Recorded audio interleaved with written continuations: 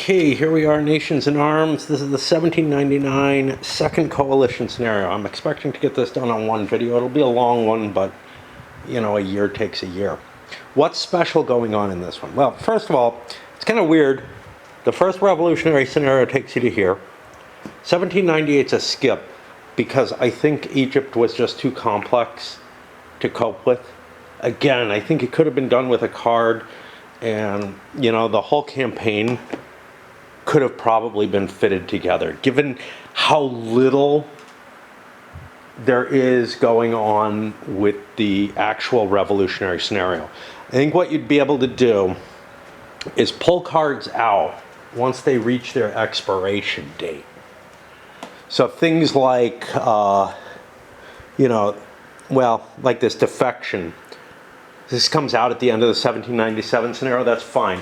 You might have to say, look, the terror and Committee of Public Safety cards have to go away no matter what, even if the directorate hasn't come out yet. Just because they provide, in particular,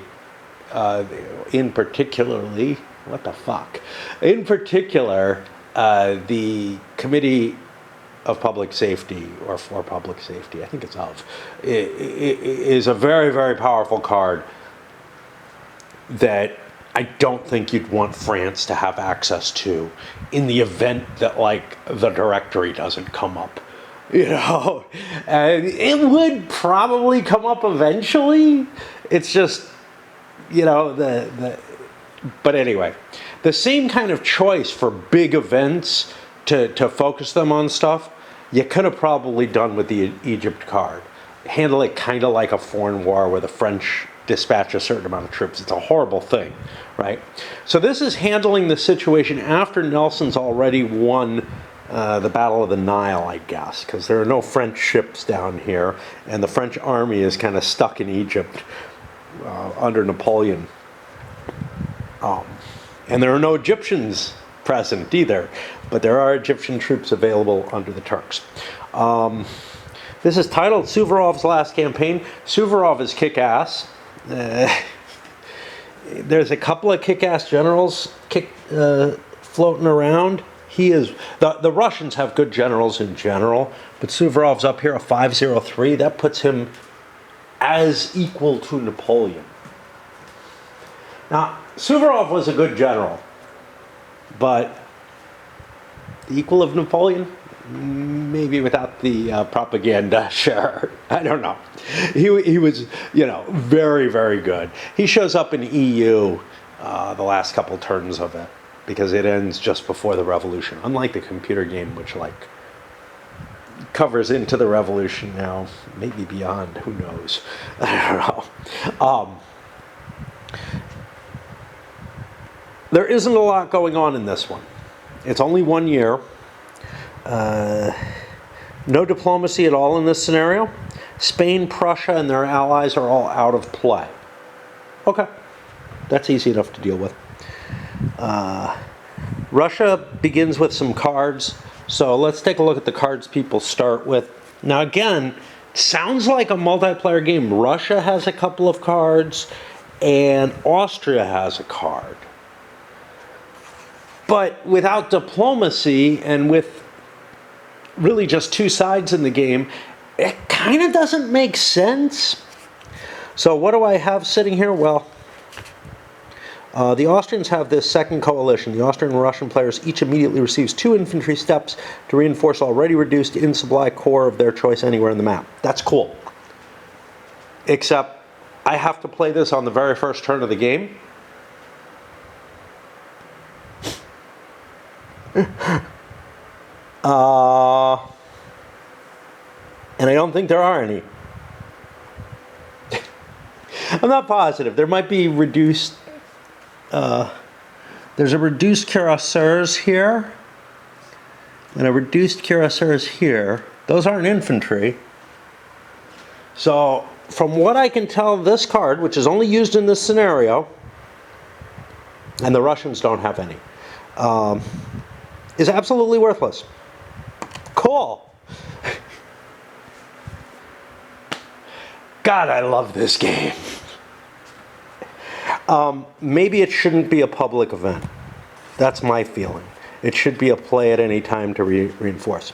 Suvorov, a coalition force commanded by the Russian leader Suvorov, automatically passes a morale check or gets a +2 combat bonus. Wow, nice. And then a winter campaign in case I want to ensure that there's no winter quarters. It does cause more pain in the morale check, attrition check, sorry. The French automatically start, and you aren't going to get any more cards, I think. We'll see, where does it? Yeah, it starts in the activation phase, which means we don't draw cards or anything like that. So I shuffled that deck. There are a bunch of cards that show up for this scenario. It's only a one-year scenario. There's no reason for them.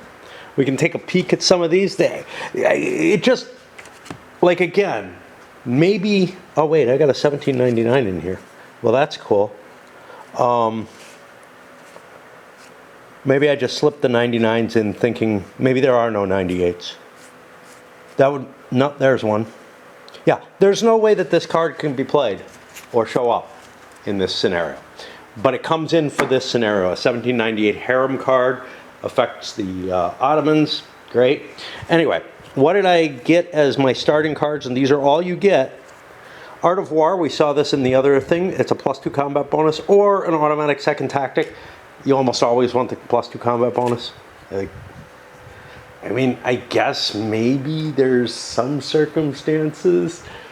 First of all, there's like, I don't know, cards that cancel other cards. Or there's one card that gives a +3 bonus or something like that. If you make that your secondary card, I guess automatically getting it as one thing. And Fear of the Sound of Gun, additional enemy forces may not use March to the Sound of the Guns to join the current battle. We did not see anybody do that, because when I got close to people, I tended to form stacks, mainly because unlike War and Peace, there's no attrition in this game unless you do something to generate it. So there's no real reason to spread your forces out the way they historically did. You can have as big a force as you like as long as you keep its movement within its movement allowance and don't do a second activation. I guess, like, it kind of makes sense for, like, say, the French to spread out their forces because they have so many leaders. No one else really does. I had to fish all the leaders out. That took quite a bit of time. Taking the dead leaders, looking at the leaders from the previous scenario that ran out by this scenario. So we got some Austrians and some French. There's a Prussian too that I left in the box because I don't feel like putting one Prussian unit in a bag at this point, because then I have to commit to which bag. And then if I don't notice that that one Prussian unit in a bag exists, I'll put the Prussians in another bag and everything will get confused. So it made more sense to do that. Yeah, so we've already found some real flaws with this that seem to indicate that the only way that, like, this game works is for something that's specifically precluded, which is some sort of grand campaign that links together. Like, you know, why do I have that deck of cards? Why did I create it? I don't know, but it's no big deal. Special rules. There's no production and no event phase during spring 1999, and no declarations of war or diplomatic actions in this scenario. Okay, much simpler game. It's just going to be the ground game. Why am I playing it? I don't know. Immediately, remove Bonaparte from the map if France has lost Milan, Mantua, and Rome.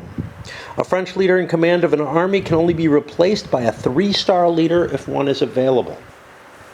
That's an interesting little touch.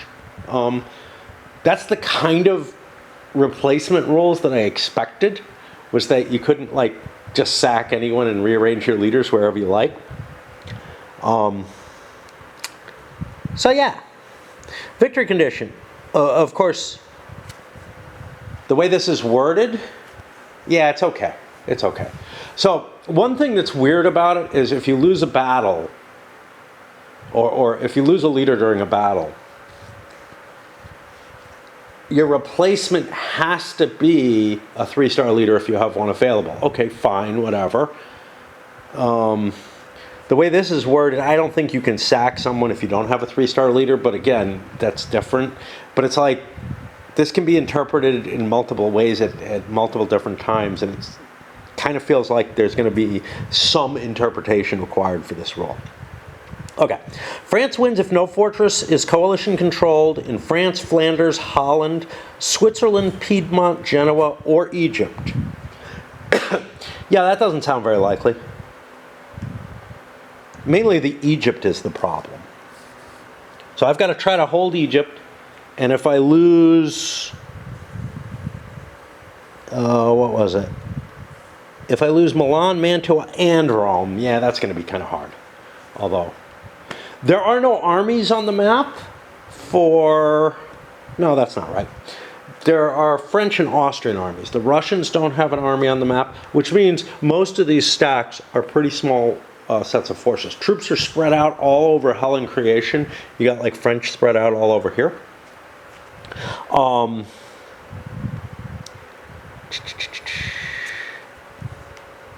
Okay, where were we? Yeah, okay, so I've got to hold on to France, Flanders, Holland, Switzerland, Piedmont, Genoa, and Egypt.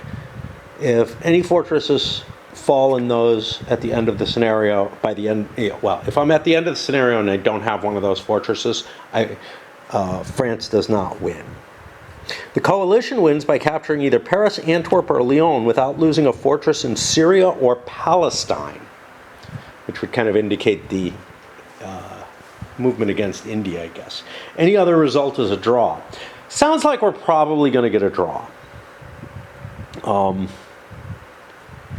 However, if the Austrians get a lot of luck with their big armies, that'll be cool. We're not going to see reinforcements, so Suvorov is bringing in a great leader. He's not bringing in a lot of troops.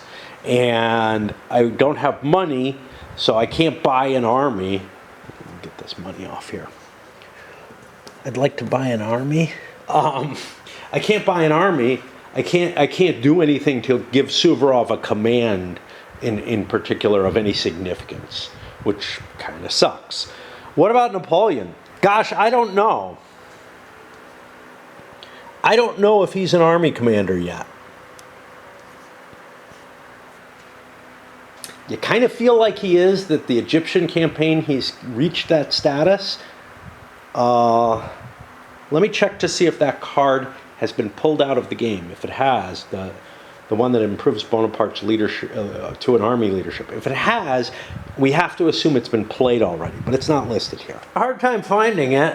I looked in both piles. I thought it said something else. The Vendémiaille, this was taken out in 1797. So I'm assuming Napoleon has the capacity to lead armies at this point because of that. What else? A lot of flexibility as to where fleets go. Oh, did we talk? Yeah, we talked about that. Some weirdness that I found while I was setting up, some annoying things. So, first of all, and I think this was mentioned somewhere, but there's no Kingdom of Italy counter. I don't know if there's a Confederation of the Rhine counter either. These are neutral, these are minor powers, essentially, but I think they're automatically French satellites. So you kind of can't do diplomacy on them. I'm using the Lombard counter because Lombardy doesn't exist right now. Kind of doesn't matter. There's no diplomacy. There's not going to be any troops being built, nothing like that, although I'm all set up to be able to do that if I wanted to. One of the things that really bugged me here is the Dutch. This is the Batavian Republic at this point. Now, they have a navy, and they're blockaded by the English. I've got the Winter there. It said put a French fleet, put a Dutch fleet there. I've got two Dutch fleets. One is the Winter, who was available under Holland, and one is this Atlantic, which is really shitty and whatever. I've got troops, fine. I can't even build them. But what I have is, trying to remember what his title was. because he wasn't Prince of Orange anymore. But anyway, he became like Duke of Orange Nassau or something like that, getting his older status. He did not fight for the Batavian Republic. His nationality is shown as the same as the units that I'm using for the Batavian Republic as the regular Holland units, as far as I can tell. There's nothing else. He comes in 92 and never goes away.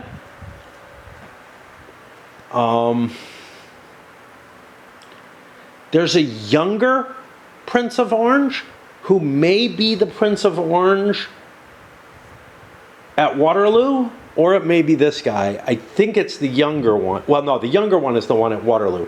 But, yeah. So, I don't know. The younger one's too young to be this guy. Like, to have been there in 92, I think. And he's not associated with Holland, except, you know, in that post-Napoleonic defeat in 14 scenario. If it's the younger guy.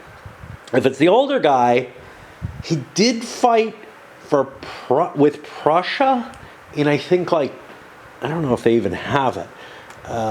He went over there in 1803, I think, and was given a title and something within Germany, and then, like, I think he was gone by 1805. So I don't know who the hell this is supposed to be. He was still alive, but, like, yeah. And it's just, what he certainly should not be is leading the Batavian Republic troops. I'm going to just not use him for this scenario. It's not a big loss. He's not a great leader, but whatever. So we're all set off to play this one. There's another special rule in here which I forgot. What was it? Remove the following markers: neutral land, neutral naval, Empire Naval 2, Coalition Naval 2. Yeah. So we don't have the option, and this is probably a good thing, to throw a second naval phase in. There is real reason for naval activity in this scenario, but there's also, like, the Brits just rule the waves. They really do. You've got Nelson over here. Really, ideally, France wants to get out of Egypt, but they can't. In order to win, they have to hold Egypt. So, okay, not that. But yeah, I mean, presumably there's some possibility for naval action, but the Brits have so many fucking fleets. And Portugal, for whatever reason, is not in this one at all, as far as I can tell. There's no setup for it. But I bet you they're still allied with England. Doesn't matter. If they have no troops, it doesn't matter. Yeah, they're still allied with England throughout. You know, with nothing set up and no capacity to build anything and no effect on play, they're basically become an out-of-play allied force. There's actually a lot of those. Like in that first scenario, there's a lot of territories that don't have troops built that would normally be able to muster troops. This will probably take me most of the week to play. I don't know. It may just fly through very quickly. You know, again, there's 4 armies on the board, 2 Austrian, 2 French. Those are able to roll up whatever they're facing. The French aren't looking to expand in this one. They're looking to defend their territory. So the onus, I guess, is on the coalition now. From last time, how these scenarios start, because you never use this again in the game, but the French have the initiative here, which means, wait, maybe I'm on the wrong one.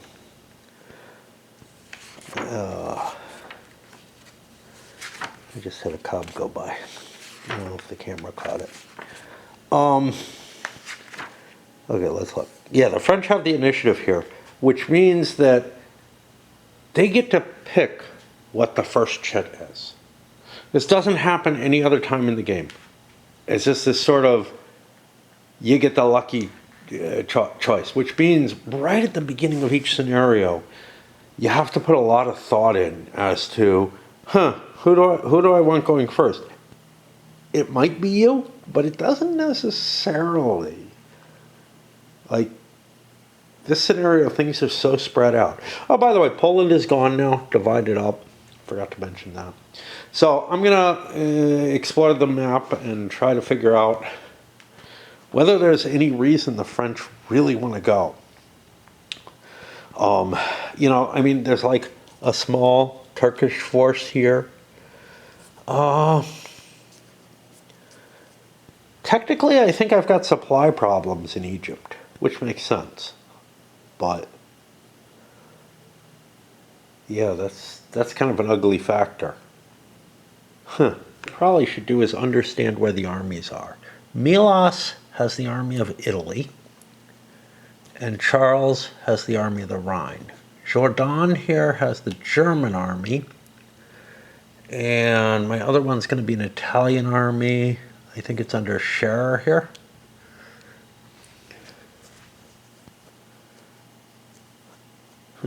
The French, the armies aren't very big. We're looking at 6 steps here, 5 here in Italy. For the Austrian armies, they're much, much heavier. 2, 4, 6, 8, 10, 12. One of these was flipped, wasn't it? Yeah, 2, 4, so 11, and 2, 4, 6, 8, 9. So, I've got a numerical disadvantage. Just trying to figure out if I need to go first, basically, because if I don't, I get to go second. Just the way the chits work. Those really tough decisions, really tough.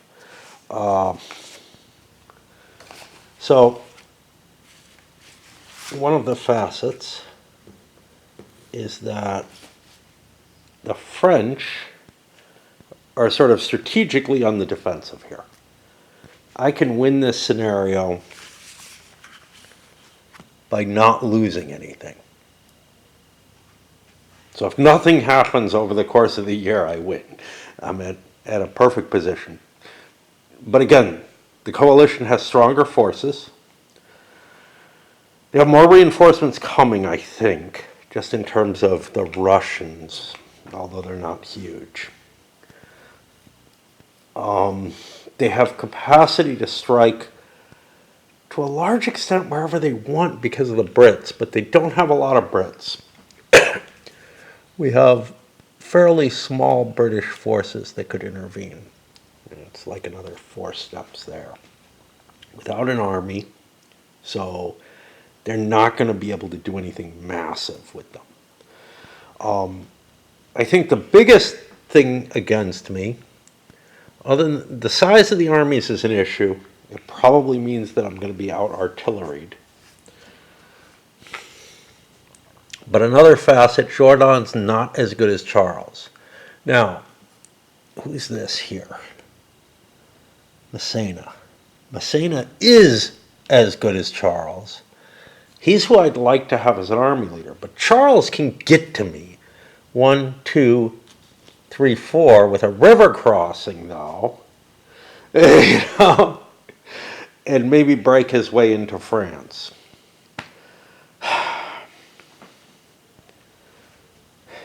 Over here, the leadership is more equal. Melas is not particularly good. My Scherer or whatever is also nothing too exciting. I could try to chase after Naples.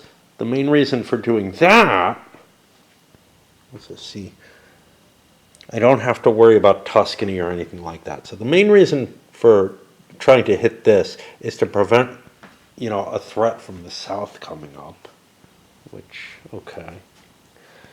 Oh boy, I don't see a naval move as a real option. I either want to force the coalition to make a land attack, or not. Now Lombardy, is Lombardy important to me? It is not. This is important because Mantua, I can let him move in and siege that and take some time or whatever. I think I'm going to force the coalition to go. Like, I want to get reinforcements, I want to get my forces in better shape, but you know, that river crossing, Jordan may be able to hold out on that. That's just a +1 though, right?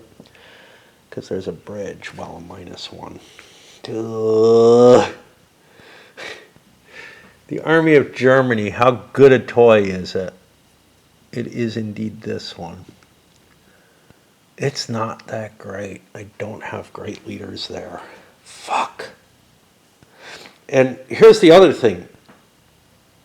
In most scenarios, just before the spring turn, I have the ability to, you know, move my leaders around wherever I like. But I don't have a reinforcement phase this time.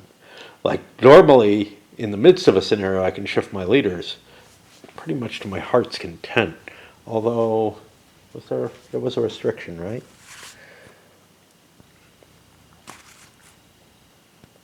A French leader in command of an army can only be replaced by a 3-star leader. Yeah, I'm not too worried about that. Massena's a 3-star leader. He's the one I'd want to put in. And I may have others, too. I have this guy, Gilbert. Not great. It's okay. Ney is not going to be good enough. I don't have a better leader than what I've got up there. Yeah, this is... All right. We'll give the coalition a move. If I'm going to give them a move, I might as well give them the 1-pip move. It is possible for a winter quarters to come up after this first chit. The option is I could, like, give them their 4 chit, right, as their first chit, which puts them in an uglier position in some ways, because that would be, and Suvorov, would be the only leaders they could really move. And the only thing in contact is Charles. But Charles is the one I'm worried about. Charles is the one that I'm like, do I want to give the coalition the chance to move him first? And yeah, the real question is, do I run away from him, or do I want to face him at that river line? And if I took an action first, well, I could get Bernadotte with his infantry there into play, but I don't think there's a hell of a lot else I could get up there. This guy maybe,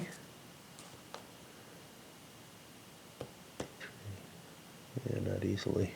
That'd be 4-5 there. I could force march. I mean, I could just fall back. This is a fortress within the original boundaries, but as we've seen, once you defeat the enemy army, it's pretty easy to conquer fortresses and make them fall. God, I don't know. There are a number of typos in the setup for this one as well. Minor errata, easy to see. One of them just came to my mind, Bologna here. That's this location, Boulogne. They got the hex number to be the same as Antwerp's.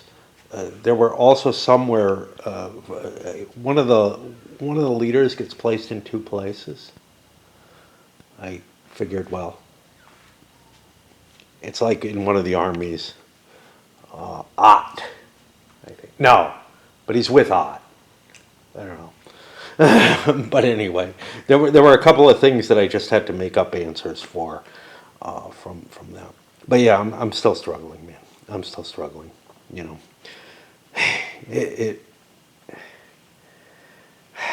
because I know what all the setup is. So because it's written down, and this is again a situation maybe I wouldn't be in a game at some point in the game, in an ongoing game. But on the first turn of the scenario, I know everything. I made my decision. So this thing moving wouldn't really help me, because it would pollute if I moved down to Strasbourg, right? Yeah, if I moved down to Strasbourg, it would pollute my position. I think what I'm going to do is fall back to Metz, which is behind a river line, behind the mountains, whatnot. Maybe I can intercept. In a position where I can get lots of forces and reinforcements into place pretty easily and just give up that border to Charles. And then, if I manage to win a victory against the Austrian army, I can turn things around and take back anything I need to. I don't view it as, like, I've got the whole year. I can get Strasbourg back. I have to be careful. The Brits can be tricky or whatever, depending on how the naval things come out. I got to make sure I protect this, unlike in the prior scenario where the Brits never came in. They could just cross into France if, well, they can anyway, but yeah, their forces aren't really big enough to be able to just do a quick landing on there. All right, and I think I'll pick like the 3 counter, because that allows me to move everything I want to. Oh, wait, no, I want to move him. I guess it's the 2 counter then. Not a big deal, right? The 4 counter is not going to let me move many forces. Briefly, what I did in Europe, I gathered the Italian army back here in Piedmont with forces from all around. I moved these guys up from Rome to Tuscany. Additional reinforcements if things go wrong. Massena took over the army of Germany, moving down everything now in Metz. All that's done. I'm happy with my European situation as much as I can be. Still have worries, but the Brits are not gonna, like, the thing I'm worried about is the Brits could grab a fortress, like, just before the final active, or just during the final activation shit, in the winter term. And I'm not sure how I can stop them from doing that. They can kind of do that at will. And they're just going to hold their forces for that. I did notice one thing.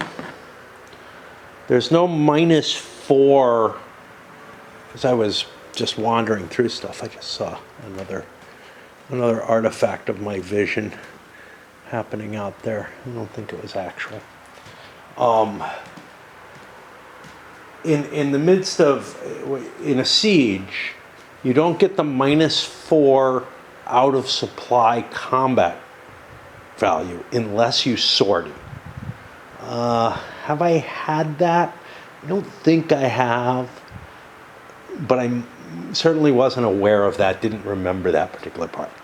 The thing I had trouble with, though, is I come over to Egypt, I'm like, I'm not in supply. Well, that's true, I'm not.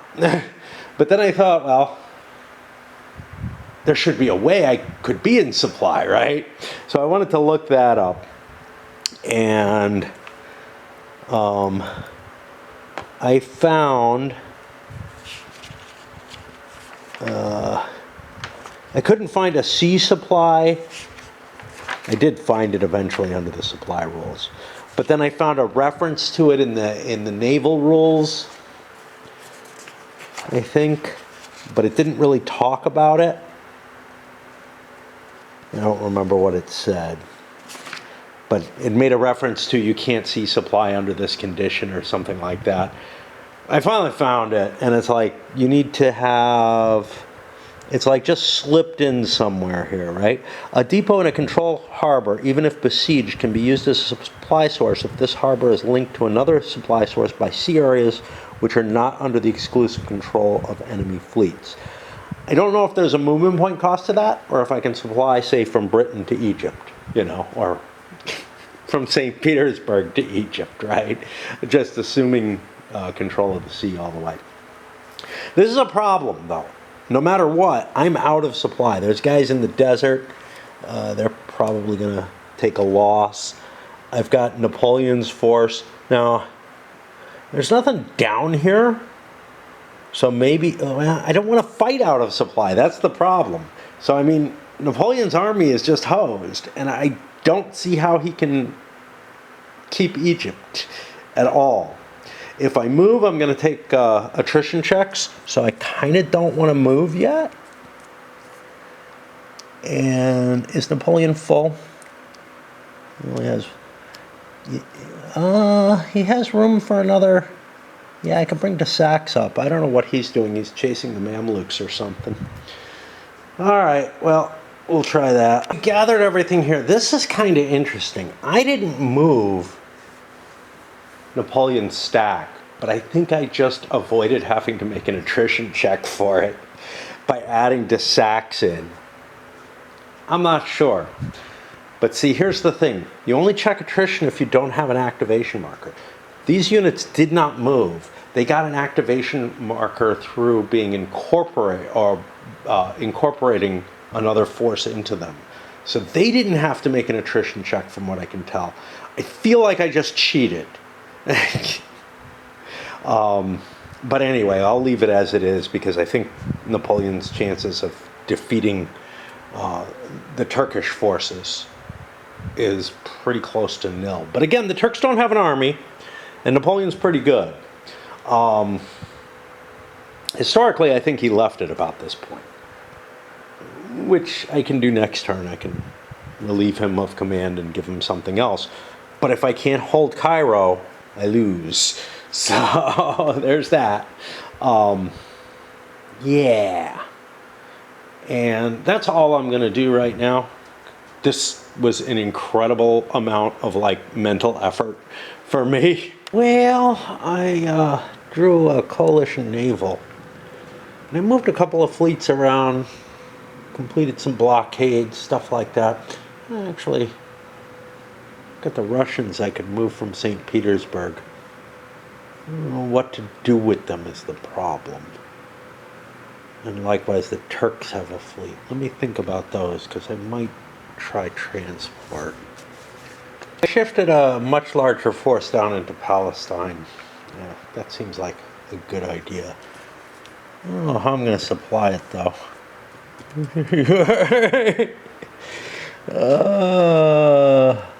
I didn't have any wagons here, don't have any wagons there. Yeah, that's going to be tough. So I'm going to have to take attrition to get to the French. Wow, okay. I thought about the Russians, but there's no place I can land. Hanover is cut off from the sea. And I don't want to leave myself where, the Dutch units can wipe out. I have, one corps.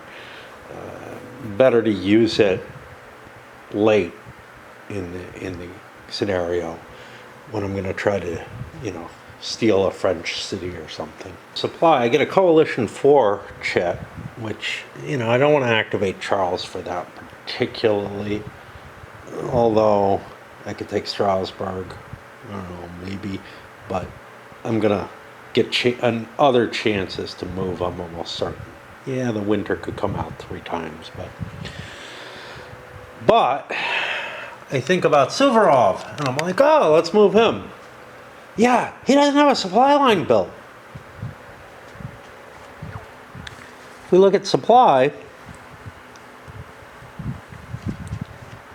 sources, we got supply links,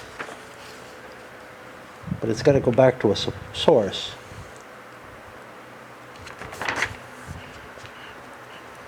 Supply links are an Allied fortress, captured or reactivated active controlled fortress in national territory depot detachment. Has to have a supply line.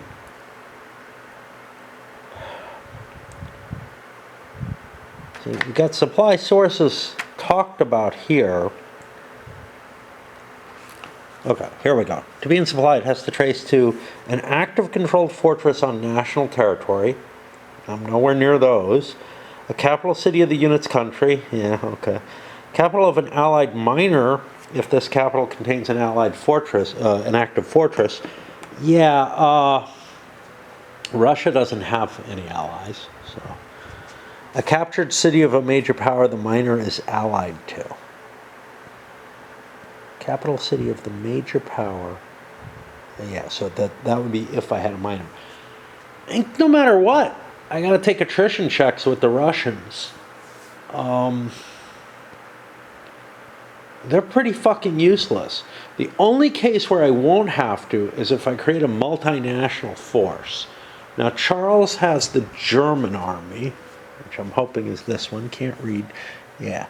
So 2, 4, 6, 8, 9, which means I could get 7 steps. I only have 6. So I guess I march out of supply. This is problematic. If I look at the attrition, I'm at 6 steps. I'm Russian, which means I have a -1.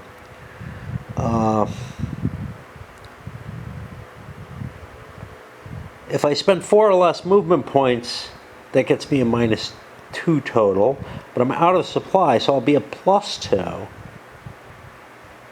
Or I could try to move faster. An extended movement won't cause me any additional problems, so I think I'm going to go for 9 movement points, and just take the losses I can, try to get to the Austrians, they'll supply me. But if I'm not part of the Austrian army, I'm fucked, essentially. The only exception to that would be if I could find a supply, like if I could land my navy and find a supply source that way, or I could try to build a supply line out of these guys coming from Brest-Litovsk to here. Well, now wait a minute. Allied fortresses can be used, right? They can't be my source, but they can be used for links. An Allied major minor unbesieged fortress. Okay, let's see if I am in supply. I'm not. But this comes down 1, 2, 3, 4. If I drop a supply wagon here, then I can link off these, and then there's like enough cities that I can run supplies through. And it doesn't even have to be a supply train, although I have one there. Detachment will work too. I don't know if I have any. But no, I don't. But I can get that one link there. That means I have to wait for these guys to move to get him to move. And that's not great, but at least I'll be able to move Suvorov in supply. Now, if I can get that link between Lemberg and Krakow, then I can get down to Leopoldstadt, 1, 2, 3, 4, to Königsgrätz, to Ratisbon, and there's just plenty of locations that I can trace from, so I can't move the Russian unit yet. The next activation with their big 4, I could force march or something. I don't see any point to that at this point. And I've moved all my guys who could use this shit. I'm gonna break here. I know I haven't done much, but I don't know, it's weird. I thought about going out for a walk. It's still warm, but it's not as hot as it was supposed to be, nor as it was yesterday.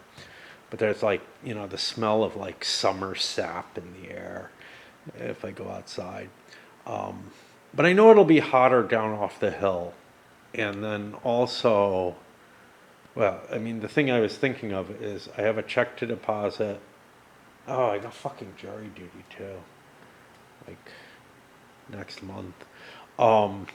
It happens so often here. It was like, I don't remember what it was in New York. You were like free for 5 years or something. Here it's like 2. But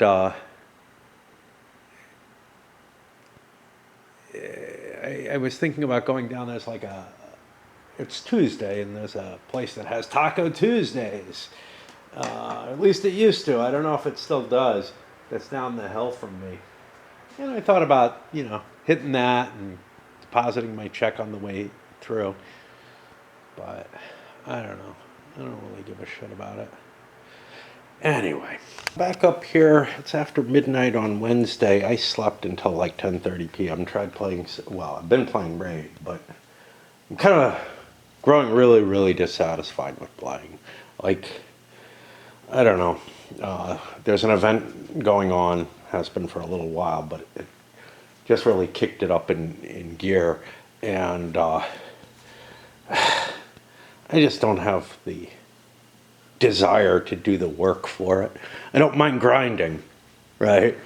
But I gotta like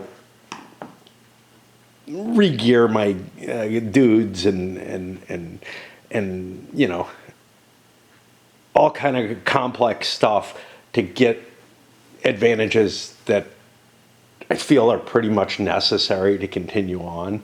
Yeah, I mean, I could just keep going as I'm going, but this has always been the problem for me with the game, is that there's just too much effort involved of a type that I don't like, where I have to actually put work in, and I'm not just sitting there listening to videos and clicking the fights, and every now and then something exciting happens.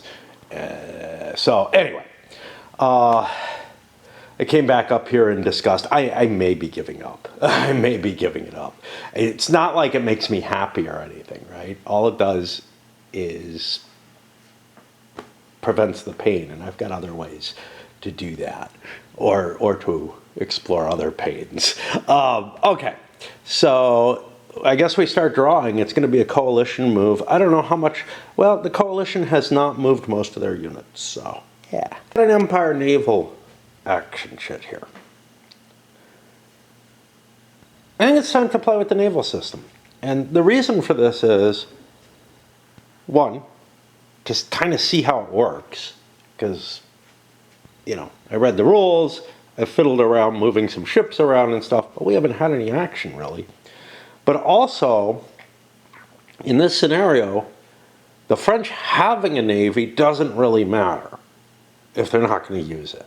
And it's not like it's something I can save for some kind of impressive act later in the game. Might as well fucking fire it off.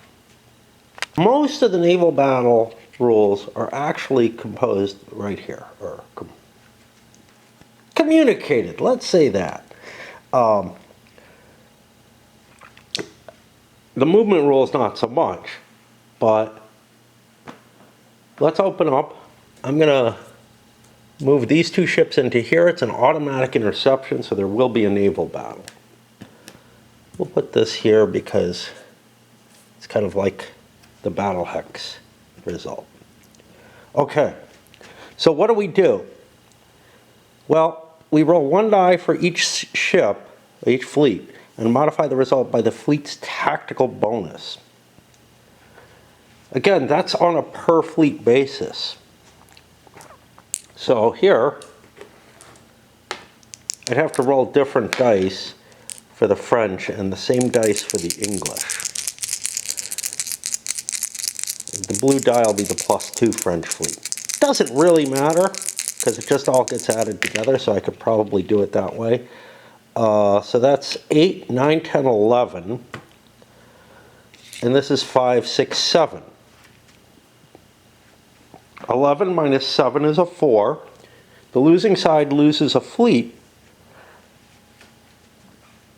And the surviving, and I get to choose which fleet, and the surviving ships have to retreat. Take a look at retreat. Has to be a harbor in the same area of either side. That could end up getting you shot. Friendly harbor within movement factor range, and the sea area from which the fleet entered the battle. That didn't happen. So this fleet has to retreat. I'll just, I got 3 ships there. I'll just go up to Plymouth. The French have succeeded in getting their fleet out. Now, first thing I have to do is I have to check for a leader loss check for the Brits. This doesn't matter in this scenario, but on a 12, that fleet is gone permanently. It's kind of weird. Your capacity to build fleets is based on admirals being lost. It feels fucking odd to me. Okay. So the Brits would get this fleet back and be able to rebuild it if they want to buy it. next year if this were a bigger scenario. We're not worried about that, but it's just sort of what happens there. Now I think I have to go check naval movement here.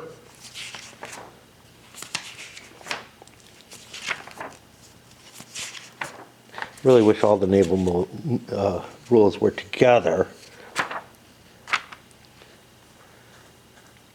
Entering the blockade box cost me a movement point. Now, I don't think you have to do that all the time, but the rules aren't clear on this. Now what can I do is the question. My fleets aren't together. There are 3 ships here.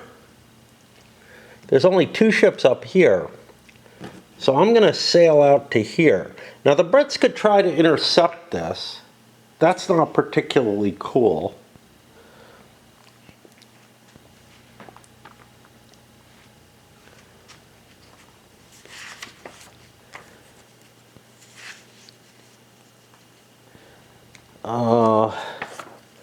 I'm having trouble finding, and again, you know, I always struggle with the naval rules because they get used very little. So this section is just the naval warfare section. It's just battles. It doesn't handle interception and whatnot. There's got to be interception. There we go. Naval movement cost, naval interception or avoidance. Here it is. I don't know where it is in the rules, but I couldn't find it. But that's going to be 2 dice on greater than a 10. It doesn't affect the naval combat, except making it happen. Well, I want to destroy British fleets, so I'm going to move here. The Brits could try to avoid this, but they don't want to. They have a good leader. So we'll face off with another battle. Now, I ought to be counting movement points. 1, 2, 3. Put that there. Okay. And now what do we have? I'm not going to worry about using other dice, although I probably should have a 3rd die for each country, just because fleet battles can require 3 dice of rolling, at least for a couple of the countries. Spain, Britain, France, probably that's all I need 3 dice for. Okay, so in this case, we don't have to worry about the maneuver values because we're not dealing with interception and whatnot. So it's basically +3 for both sides. See, really, really simplistic system in a lot of ways. Okay, so I get a 14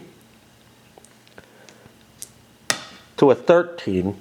That's a 1-point difference. The Brits have to withdraw again, but they don't take any losses. Now I'm here at 3 movement points. Well, I can go try to clear the Holland fleet.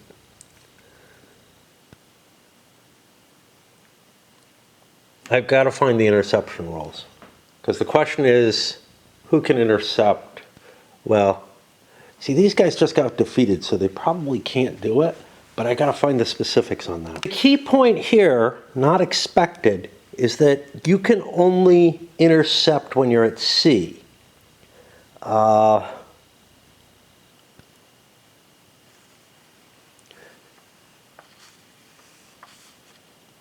Now what it says here is when a fleet enters a sea area, an enemy naval squadron at sea can attempt to intercept, followed by squadrons blockading harbors, while obeying the rules above for 3 fleet limits in a sea area. I think it's got to be in the same sea zone. These guys can't intercept because they're in a harbor. So we move up to here for our 4th movement point. We don't really want to fight here, but we can't prevent it because we're here. So that goes to a 5 at Holland. I'll just put this here. And now we've got a good odds fight where we're at +3 on 2 dice and they're at +2 on 1. So we get a 10 to 5. That's a 5-point difference. That sinks a fleet. Do the Brits lose it? We don't really care, but let's get in the habit of rolling. Okay, that was 5 movement points. My 6th movement point, I've got 8, is going to be to go in here. I think it's another movement point to aggregate my fleets, so that would be 7. So I could move another movement point. I don't wish to. There's no activation markers for fleets. I could use them, as a temporary condition to remember what's moved, what's not, or rotate them or something like that. There are it's not a big, well, it is, it's not a big deal that there's not activation markers because fleets can move once in a turn when their chit comes up in this scenario. Twice in a turn if you took the option to go for a naval opportunity by putting a second chit in the cup. You can do that once a year. So, but that's not even allowed in this scenario, probably because, I don't know, I actually don't have a good argument for that. But the French have started their path.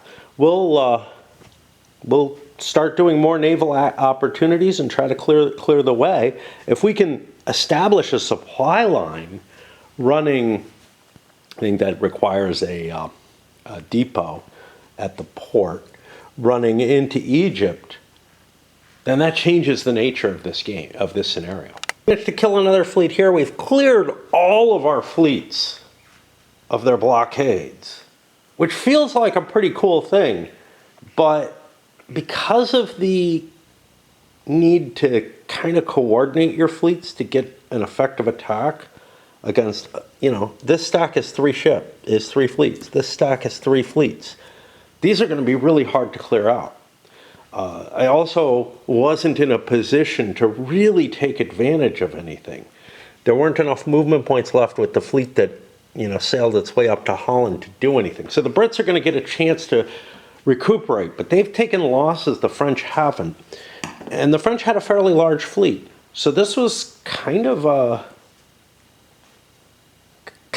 success. It didn't really accomplish anything except for those losses. But the French got very lucky on it, is I guess what I want to say. All right, I'm going to stop there because, again, I have to make my decision on raid. But, part of me wants to just stay up here. My battery's dying, though, and I don't, I don't want to make my decision inadvertently, as it were.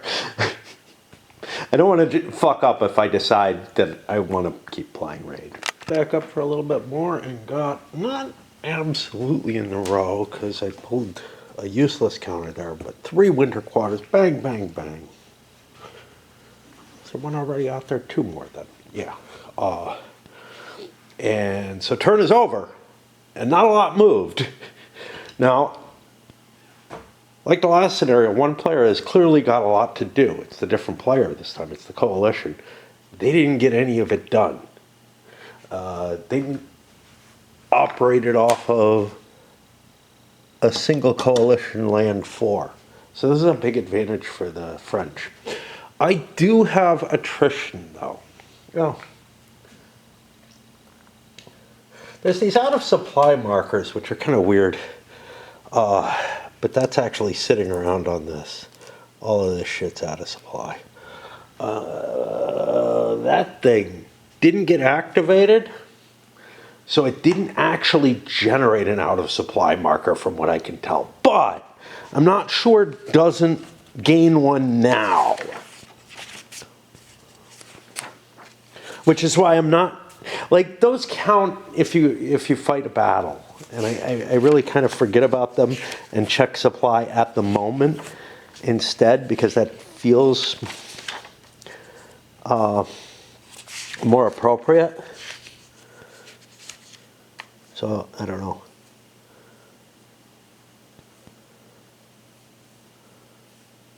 Push it activated a second time.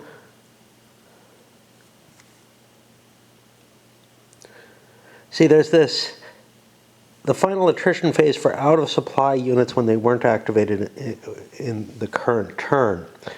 Following the order of the game, when do you get marked out of supply? Supply is assessed at the beginning of the leader activation during combat resolution for the defender. The marker doesn't matter for those then.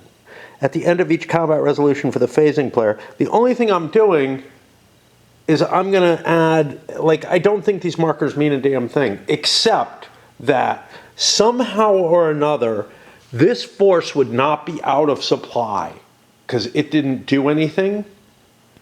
So it wouldn't have to take the final turn out of supply. If we rearrange this and add one other thing here, which is during the end turn supply phase for units that haven't moved, you actually check their supply. Then these counters don't matter at all. And I think that's essentially what I've been doing, is that these just don't seem to mean a damn thing. So I'm going to ignore them because you do check supply at all the other important points. And I feel like if I'm doing all that, if that's what they meant in the rules, it's what they're written as, then this feels like it's an omission.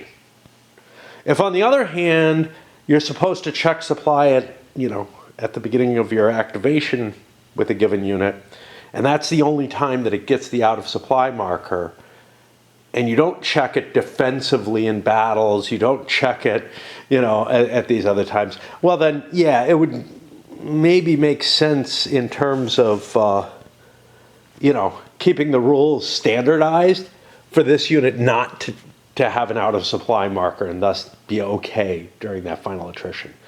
But it's just really funny that, like, they'd leave out that.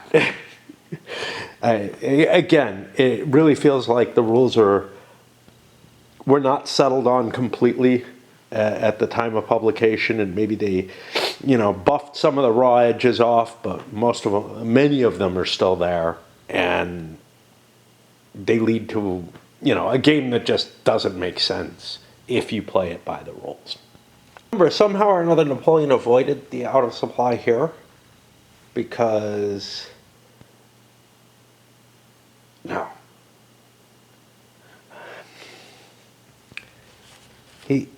those units are out of supply, but what he avoided was the attrition check, because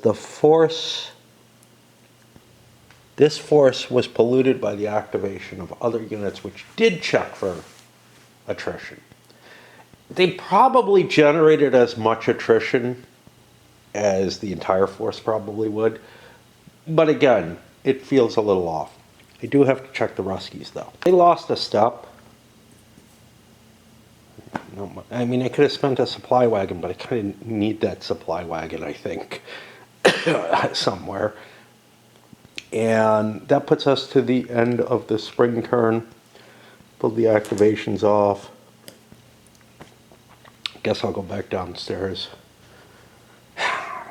Really, like, I tried fiddling around to get something going in Raid, and I don't like the results I'm getting. And I'm just not willing to re-gear everybody and, like, set them up to do this special dungeon shit. I'm just like, fuck it. And it's going to be for,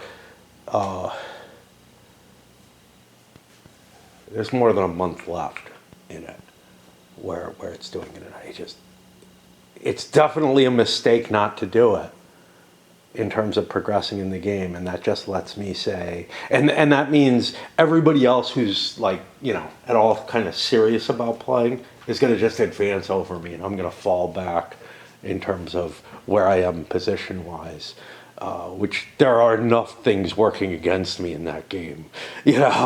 Like, I don't spend money, but I also have been very, very unlucky on some important aspects that have been added to the game in the last year and a half or so, that, like, I'm just seeing myself drifting further and further away, like falling down. Not the standings or whatever, they don't really tell you once you're like not in the top 1,000, and there's like millions of people who play it, so but I have no idea where I rank or anything as opposed to the other shitty game that I'm playing. I can see my rank on the server I'm on, and you know, I saw it fell a couple of points. Hey, that's cool. I can try to figure out how to make that up.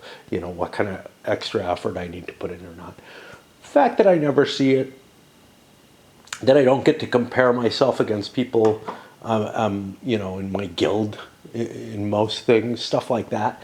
It's just, there's just so much going wrong with it. Yeah, there's a lot of room to do cool stuff in the game. Too much. And that's where my real disagreement is. I don't want to put the effort in anymore. I don't mind the time. That's the numbing. All right. So anyway, I'm going to stop there for now and hit the summer turn, which will not be impacted by this, at least. Let's get an Empire land. I'm confused because I switched where my trays are. That's important because I get my activation markers closer to me and I kept having to reach. But like, now I kind of get confused where to find things. Shorter scenario without the diplomacy phase, really. There's very little to do between turns. Yeah. If some leaders get removed, I guess they are supposed to come back every spring interface, even when it's not spring. Again, that was an issue before. But really, the only thing I have to do is to make the pool and start another turn. Our event cards, of course, the Suvorov one, not the Suvorov, the Second Coalition one, like I said, it has no effect if it's played as the first card of the game. So I've taken this and stopped it from being a public event. It would be fine as a public event in a broader campaign, right? Where, you know, let's say we stretched from 1792 to 1815. And I feel like there's just like one tiny little thing missing from that, which is the allowance of the Egyptian campaign, or not the allowance, forcing the Egyptian campaign, right? With a card that maybe would allow the French to like knock the Brits out or something like that. I don't know, because that's not what would happen, right? If the French marched in through Palestine and made it to India, one hell of a march that probably would leave France able to be conquered. You know, it's not Alexander the Great here. Napoleon might be a great general, but he had to defend his European holdings, and you know, the idea is just kind of ludicrous that it would work. It was a grand idea, but to me, it feels almost like it should be a card that fucks things up. You know. But it would kind of have to be a situation where everyone else is at peace, and I don't know. It would be a tough thing, and like many of the cards in the game, if it doesn't get triggered at the right time or whatever, it becomes even harder to cope with. You know, so it would almost have to be a purely scripted event that just happens that year, just gets pulled out and done. And there's plenty of scripting at the beginning of that 1792 scenario in terms of, you know, what has to happen, what cards have to be out to play other cards and stuff like that. But nothing that's like, this card gets played automatically, a la the Clash of Monarchs, Clash of Sovereigns. Yeah, which have like timed events that, you know, yeah, they might happen a little earlier, but they're going to happen by a certain date. Anyway. Nothing in the cards that's in play at this point either, although I do have to keep my mind on them. I don't know how big an effect they have. Well, one of the things that's kind of cool about this game is that it does provide, and also frustrating to me, is that it provides you with like a tactical situation where you can do little things. This idea to fall back, for example, that took me so much effort to come up, you know, to decide on.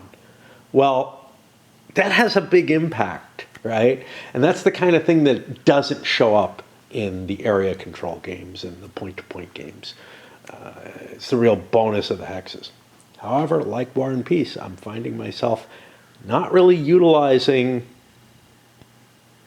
the hexes all that much for maneuvering and spreading out my forces or trying to get extra little shifts that couldn't be handled in an area game. It comes down to big battles between stacks of all the forces, which kind of feels like, yeah, well, then I don't need a hex grid and all that extra flexibility there.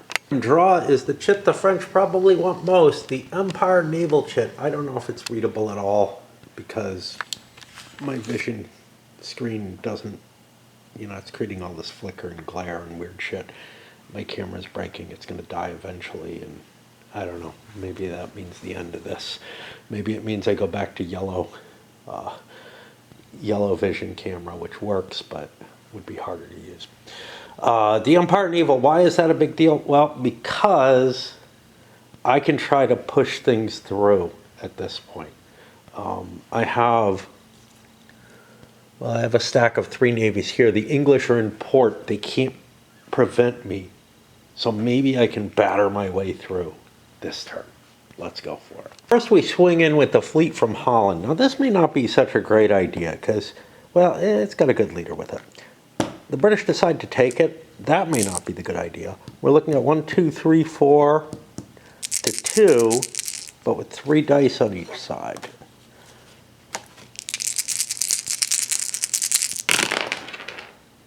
Oh boy. 19 to 15, right? 19 to 15. Big rolls each way. So that's just a 4-point. English aligned fleet is sunk. We'll take the Neapolitans, why not? And we can flee back here, getting us a gathering of 3 fleets. I've got 6 movement points. We'll go on and face Nelson. And, we're not seeing any interceptions or anything because the French are declaring they want to attack. There's no real modifiers or benefits like they were in the other. 4 to 5 now.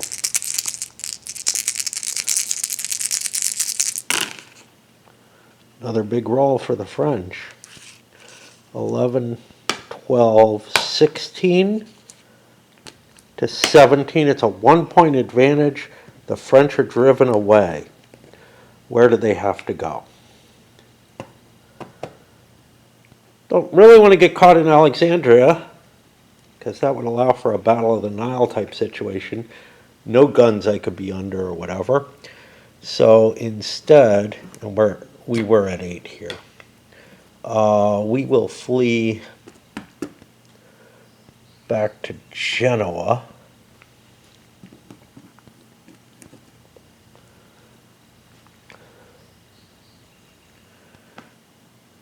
Might be able to take another crack at it. I have 2 ships here and a couple of ships here.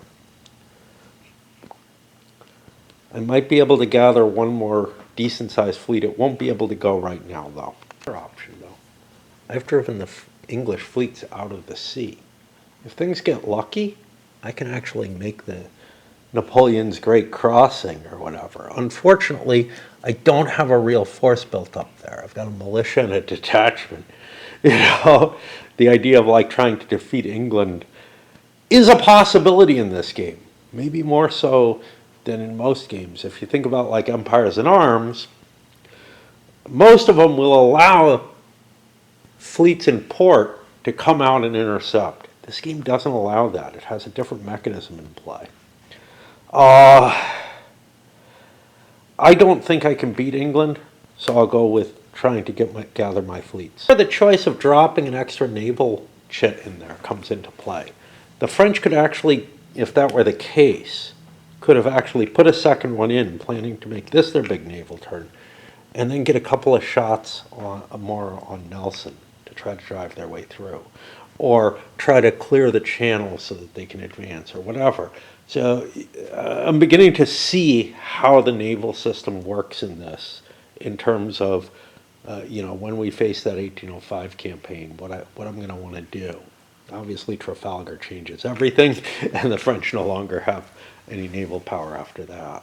Coalition Land 4, there's even less reason for me to advance Charles at this point with that chit.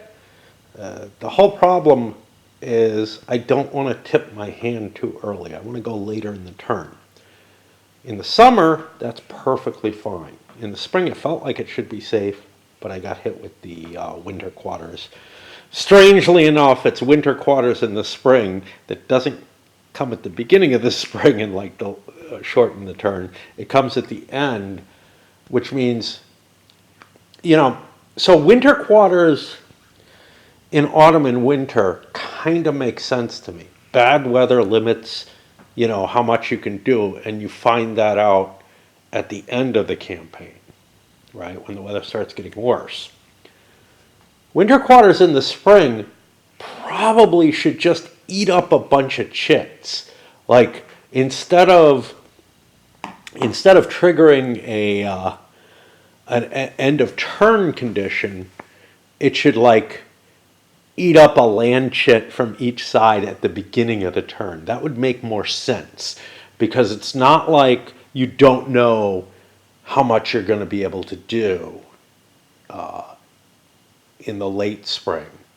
It's how long does it take for the campaign to actually get started. I'm going to pause here. I have a video I want to make, and I've kind of done something to trigger it in my head, so I'll be back later. From the Empire point of view, they got Empire Land 1. That's when I can move everything. But I don't have a lot of everything I want to move. Maybe this detachment here, that's not really doing me any good where it is. So that's a militia in Antwerp. Like with the Austrians, knowing that I'll get to move everything later means I don't want to move now. But yeah, especially since I'm on the defensive. But it's a tough call to like just say, yeah, not doing anything. This is a detachment as well, which again I might be able to drive down. However, Switzerland would lose me the game would lose me the chance of a win if I lose it. But they need bigger things. They need to take stuff in France. So I kind of figure, I don't know. I mean, there's a chance that they just march down and take Zurich. Although this guy would have to go through the mountains, which probably is tough. Yeah, I don't know. I feel like I'm faced with really tough calls on the chit pulls in this one, more so than in the campaign where I kind of knew where I was at. Here, I'm like aiming at these very specific sort of short-term victory conditions. It's the kind of feeling I get when I play like a squad leader scenario, and I'm like, oh, I have to take this here, and then I have to like, burn my brain way too much trying to figure out how to get there or how to defend in this case. Moved my 2 detachments. The nice thing about that is they don't pollute. So that's kind of cool.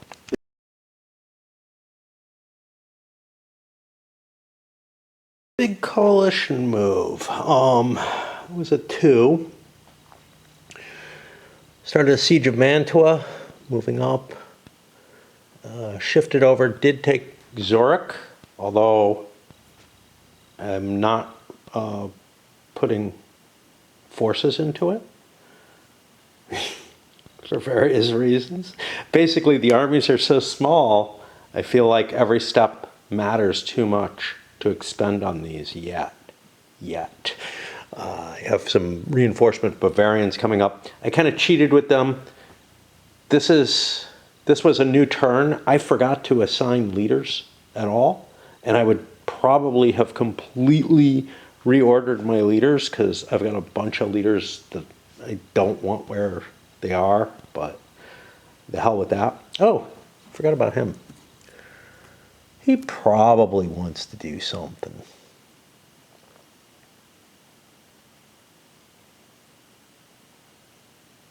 I think I'll slip around the other way. 1, 2, 3, 4, 5, 6. Do I want to Oh, I won't be in supply if I do that. Fuck. I don't like what's going on over here. That's the problem. Like, if I come forward, I get beaten up. So I'll hold off on him, not make a decision there yet. For the Russians, look, they have a supply wagon with them, with their biggest force, which means I'm still not in position to move, what's his name, Suvorov? Suvorov? I don't know. Suvorov, I think. I'm still not in a position to move him safely. I do have a couple more activations. I'll be able to force march the unit there. I thought about doing an extended march. That didn't do. So the supply wagons, other than the French, have a movement, maybe the English are better too, have a movement of 4, which means from here, 1, 2, 3, 4, I got here. I could extend that in a march with an attrition check to get to here, but that's not far enough. I need to be here, and just can't do that. So a forced march works. It'll be the same check. It's just, it changes the amount of time that Suvorov is stuck in that one location. Turks started moving their force down. They're in supply still. They can drop a wagon or a detachment. Well, they don't have a wagon. They can drop a detachment because they actually have one of those now, and press on and see if they can beat the out of supply French army down there. But otherwise, don't know. Gonna break for a bit. That was kind of intensive, that many pieces moving. I think midday Wednesday, I woke up at like 10:30 p.m. yesterday. And so everything's screwed up. I did not go shopping. I'm not going to go shopping. I don't know what's going on, but I had like baked potatoes for dinner. I have hamburger. What I don't have, what I'm running low on is bread. Bread is and that's something that I actually can't easily get at the little market of No Choice. Used to be there was a bread factory right near there, and I used to hit the supermarket that like didn't have many things, but I'd also be able to get tons and tons of bread. It was where I bought my bread regularly, but they replaced that with a big stadium type thing. Anyway, that was back when I first lived here. We got an Empire Land 2, and I look at the situation, and I'm just, I'm in a tricky position now, because Switzerland is falling, I'm being attacked here, I've got something attacking through Italy. I feel like I've got to do something about one at least of these threats. Because Switzerland and this space are both enough to make sure that I lose the game. In fact, but not that the coalition wins. So I want to turn things around there. Over here, this is only my second chit, so I could go, because I'm guaranteed to get all my chits, and that's the thing. Napoleon can go whenever he wants, but I've used the 1 and this is the 2. That means some of my armies, at least, are not going to be able to go twice, right? Because the 4 isn't going to move a lot of these forces. I might be able to hold off with Messina and see what happens. Problem is, I don't want to deal with Melas, I think that's how it's pronounced, who's here in Mantua, because I'd have to cross a bridged river, and that has a penalty on it, right? Yeah, that has a fighting penalty. But what I may want to do is move this force up towards Switzerland and make a threat to whatever's there. Of course, there's the danger of like interceptions and everything. Yeah, I don't know. It's just hard. Move that one up to more chip bulls. I fucked up. It's really hard to get supplies from Russia into Austria.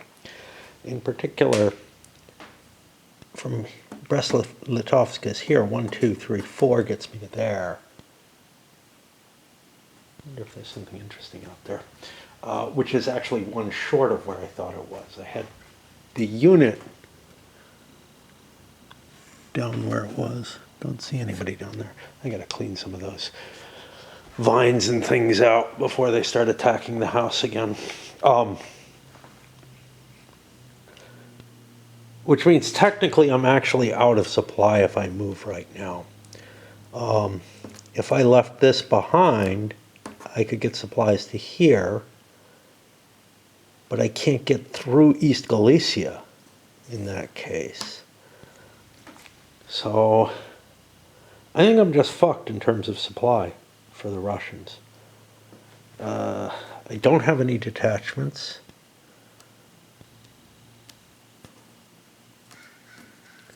And I can't like break off a detachment.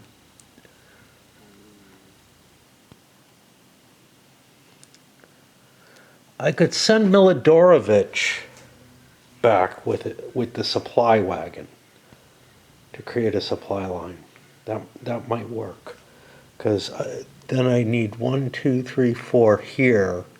That gets me to Krakow, and that gets me, you know, throughout the world, right? Maybe not. Maybe not. I'm not sure. I can't get to Königgrätz and get to Vienna.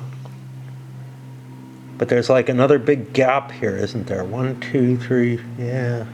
Another gap that I can't get through. I could get my Russians into Italy, and they could fight there. If I do the Milodorovich move. All right, I guess that's what we'll do. I'm going to cheat and just say I dropped my depot there. I didn't realize what my situation was. It's something of an advantage anyhow, because I can see supply there. I don't know if there's any limit to sea supply, though. Like, again, it's like the rules as written seem to imply no, but if there is one, maybe there's the 8 movement points that a ship can move, or maybe that's the 4. It's only 4, right? That's what I've been playing with. That they've got to be, yeah, supply links is 4 movement points. So that's the question, is sea supply, I think, probably should come down to 4 movement points by sea to a source or a link. But maybe not, you know, because where sea supply is actually discussed, they don't talk about that at all. But it doesn't really make a lot of sense to me to be able to supply from St. Petersburg to Italy without any problem, which would mean that I couldn't supply into Italy directly, so I would need this whole link. But still, Italy seems to be my best theater for the Russians. Wait a minute. 1, 2. I mean, no. But that explains. So the Russians actually had an interest in Corfu, but I don't think they can get there very easily, because Bosporus is actually a sea zone in this, not like some kind of little. Sometimes it has kind of a weird notional, like the distance is there, but it doesn't count as a movement point. But yeah, if it's 4 movement points, I can't get to Italy either. I mean, the other option would be to operate like in the north, but that doesn't look very likely either.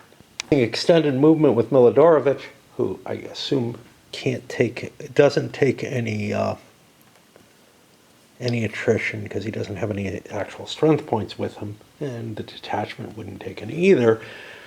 I now have a linkage from here to the depot to here, to here, to here, to here, to here, to here, and oh fuck, 1, 2, 3, 4, yeah, to there. But that still doesn't get me into Italy. Fuck. Yeah, I think Suvorov just can't be used without getting out of supply. The Russians don't have enough pieces. They do not have any detachments on the board. And they have 2 supply things, which, I mean, I could bring the supply things with me, and those would help mitigate the way Napoleon has supply wagons with him that he can eat. But but I mean, that's a couple of turns of operations that I wouldn't have to, that I have a bonus on my attrition roll. I don't know.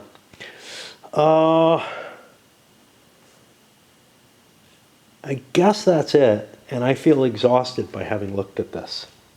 I'm gonna go torture myself. Okay, so the French got a 4-pointer, which they can't do a lot with. I have Napoleon and the Army of Germany under Massena. But Massena slid through and attacked in Switzerland, unable to get a withdrawal, and that wipes this out. I'm going to roll a die for leader loss check. This is me making up rolls, but I think whenever you're overrun like that, you should have to make a leader loss check. And these are fine then.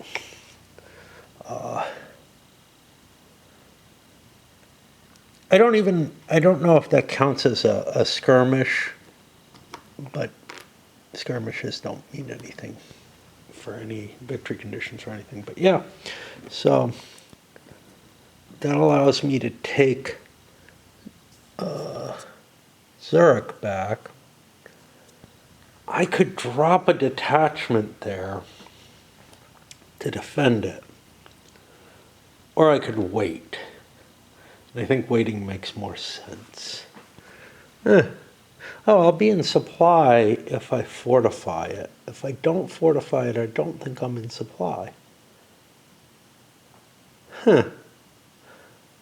I was in supply at the beginning of my movement, but Switzerland's kind of hard to get supplies to. So, yeah, I guess I will drop a detachment just so that I'm in supply next time I move. Here we are, early morning, Thursday. My sleep schedule has me very, very worried because still haven't gone shopping, and still, and I'm sleeping like, during the period that I go dancing, which is not good. And I'm coming up on Friday pretty quickly. I don't know what I can take care of at this point. The food, not as important, because, I'm not going to starve, but low on breads that I need. My fault last week. We got a Coalition Land 3. All the Coalition units have pretty much moved, but I'm pretty sure that there was something I needed to force march. I think to do with the Russians up there. Pushed a couple of the smaller forces out. I could force march with this, but I don't really want to start taking attrition rolls yet. It was my largest of my Russian forces, but there just aren't a lot. At least I may be able to get him into Italy, but he'll be out of supply then if he doesn't join the Italian army. Same issue as if he went up to the Austrian army, the Army of the Rhine, where that's playing around. I don't feel any huge desire to push too hard. Right now, the coalition has it so that they're not losing the game. The idea, though, of taking, Jesus, what do they have to get? Paris, Antwerp, or Lyon. We're not that far from Paris and Lyon. Antwerp is kind of a, hey, maybe the Brits can do that type of thing. But that's going to be tough. That's going to be tough. this is a scenario that feels like it's aiming to end up as a draw in a lot of ways. We're going to see the French may have their advantages. I also moved some Turks down to Constantinople to be able to ship them. Passed on their final land chit. That's going to make this an end of, it's kind of funny. I'll talk about this in a moment. But anyway, I feel like the forces up here aren't really ones I can commit to anywhere. What I got down here, it's in the right positions, I think. I could move, actually, maybe I move forward with the Army of Italy. How big is it? 2, 4, 6, 8, 10, 12. And then I have this, which is 2, 3, 4. If I left 4 behind, I could absorb the Milanese and then have reinforcements to come forward. That might not be a bad choice. Let me do that. But Napoleon, no real desire to attack here. He'd rather get the interception advantage. None of my other stuff. Really wants to force march and because we got real force constraints on us. Now, granted, there's the Zurich issue, which, if I could plow into these guys, I could just wipe them out with an overrun if they don't get out of there. But I don't feel like it's worth risking the attrition losses, right? There is some reasonably high chance that I'll lose a step in doing that. What was I going to do? I was going to coordinate those. But then I got a coalition naval, and I started doing that before I decided to advance with this. It's kind of hard. So normally I let mistakes like that go by, but I'm still struggling with the decision making in this game. So I feel like when I notice something, I'm trying to rush through decisions, and maybe more than I should. I don't have there's more thought. Maybe not that important, but there's more thought than I'm used to in this style of game, and I'm just not comfortable. I think I'd get more comfortable with the kind of thinking involved. But anyway, I think I'm going to intercept with the French and try to defeat one of the British navies again. Really, I have to wear the British Navy down, and if they're trying to blockade me, I can sail out and attack them, but I might as well get that attack in now and see if I can justify things, although there are some disadvantages to that because the Brits will still have their other forces to move into place.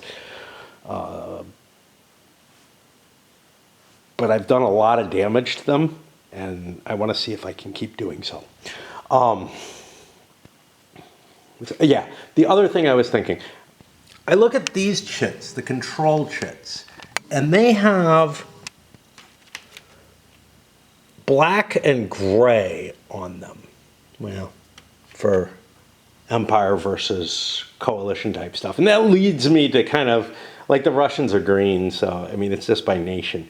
That leads me to kind of wonder about my choice of using the red activations for the empire and the gray for the coalition. I'm going to stick with it no matter what.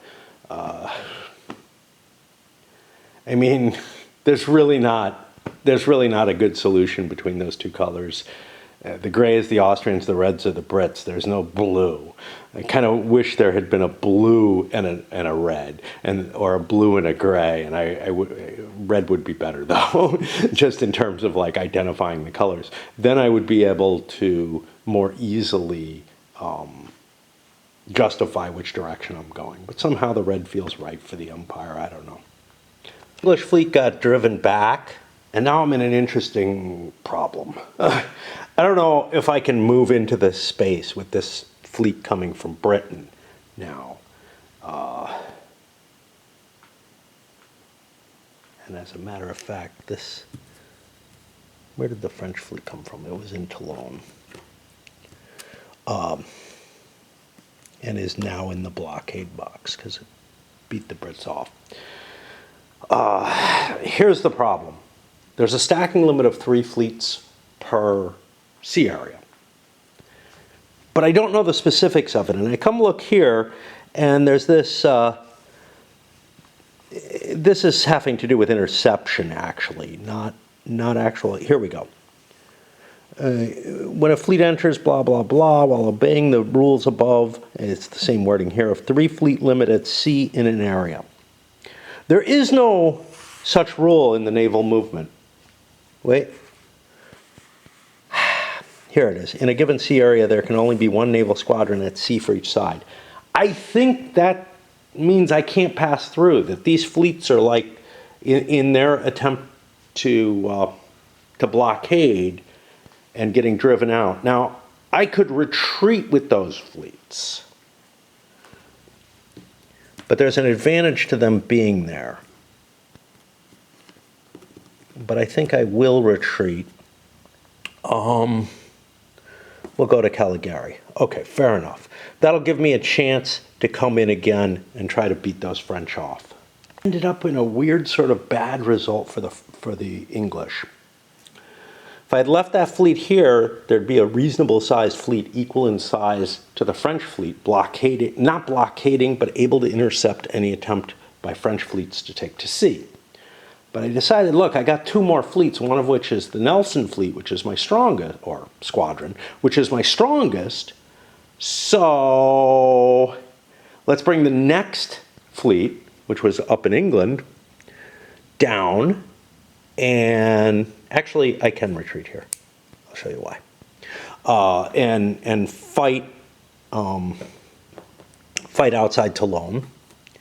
And they did, and they also were defeated. And then I'm like, okay, well, I want to retreat as well to another port. And then I'll bring Nelson's fleet in, which is 1 stronger than the fleet that I'm hitting.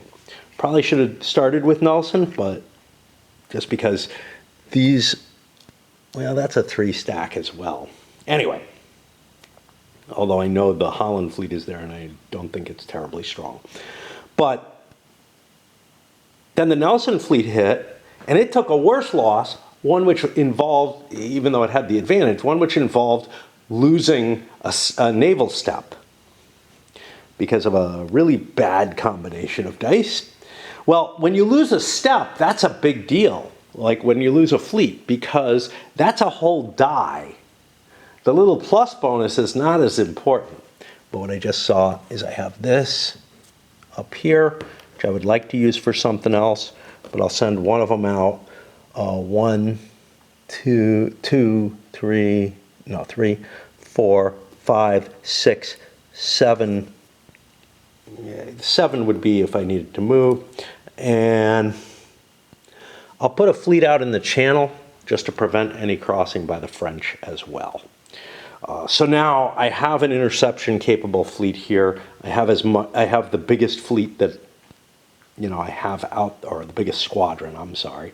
Fleet is the individual counters, squadrons. Yeah, it feels like a fleet is bigger than a squadron, right? It feels like they completely screwed that up. That should be it, except for an attrition die roll for the French Napoleon army. I don't want to spend my supply wagons yet. If I'm going to make an attack into Palestine or whatever, I kind of want them. So I just rolled natural, which was, what, like a +1 or something, I think. Maybe a -1. Let me think.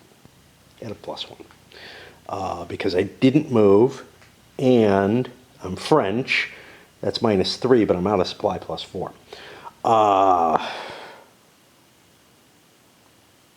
Although I might be in supply now. With all those British navies being gone, I might have been in supply. No, I no longer own Alexandria because I haven't conquered Egypt, and it's not a fortress, so it's unowned. So I'm out of supply no matter what. I cut my lines and fell back. I pulled all the activation markers. You'll notice I had moved, or maybe you didn't, but I had moved the Turkish fleet off this so I could have the activation marker at the same time. I figured that's okay to, like, you know, have things kind of 2 stacks in the same hex adjacent to each other. And that puts us at the end of summer, which means autumn. This feels like a scenario that nobody has a decent chance of winning.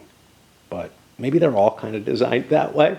Like the other one kind of felt like it too. You have to do pretty well to get the victory in these. As I start this third turn, I'm rearranging the leaders, and yeah, we're late on Thursday now. I mean, like late morning. Not even. It's like 8:30.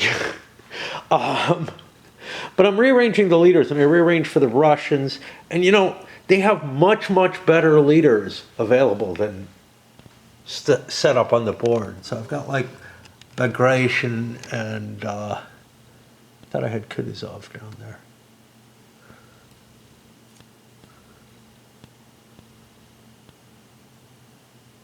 Well, I don't know who this is. Kosakov. I thought I had Kutuzov, who's better. Benningsen there. There's Kutuzov. There's no reason I wouldn't use these higher initiative leaders. It feels kind of weird, though, right? Like, it feels like this expedition shouldn't include those leaders. But there's nothing in the scenario that says you don't use the force pool. And in fact, with the game as published, like, they have leader spans in them. You're supposed to have them available. If you didn't have them available in the 1799 scenario, you wouldn't have these dates that these have, like 92 to 14. Now, that's a little weird anyway, because Russia is not in play in the 92 scenario. So again, it feels like artifacts of some grand campaign that just never happened. I'm okay with that, but the rules should explicitly say something in the scenario that you don't use, that you don't have these better leaders, but why wouldn't you be playing with them? And in the case of the Turks, I replaced their leaders here, much better leaders to face Napoleon. I don't think that's going to be the case with the Austrians. I think they have most of their best leaders already, or they have decent leader pool assignments at the beginning of the scenario for their entire force. And, that makes sense. The entire Austrian army is committed to this. The entire British army is committed to this, I guess. Yeah, it looks like I got pretty much the cream out there. But for Russia and for Turkey, you can make good arguments that these are relatively minor commitments. For the French, it's harder too, though. I've got a number of people. I've got like Ney. I've got Desax. I'm sure that's not how it's pronounced. Jobert, the Keebler Elves. All good leaders. I'm using much worse leaders in some cases because they were what I had for setup. But I'm allowed to change them every season. So, yeah, I don't know. One constraint: I can't replace a 3-star army commander. I don't remember what it specifically was, if that was the only thing.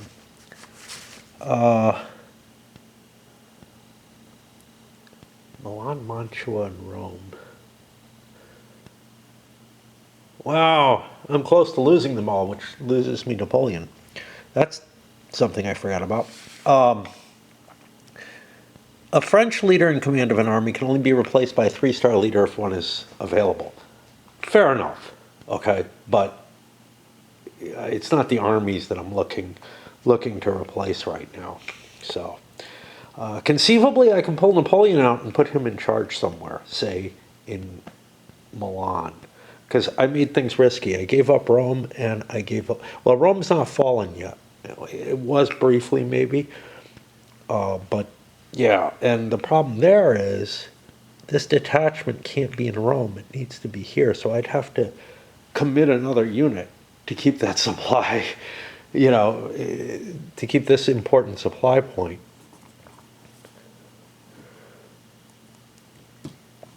Well, I can't go much further anyway, so Rome might as well be the extent of what I get. Well, I can ignore my supply lines.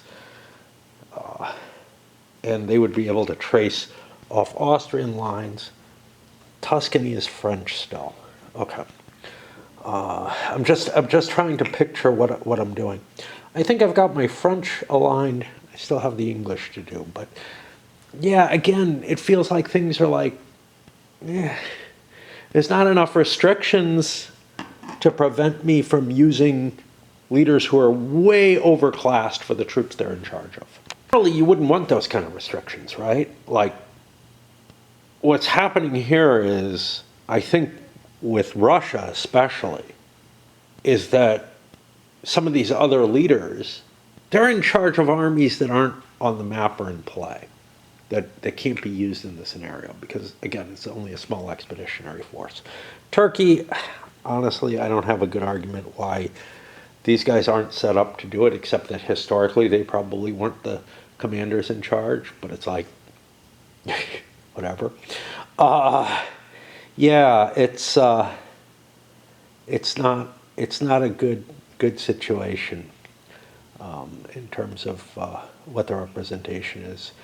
Now, but like I was saying, normally you wouldn't want restrictions, right?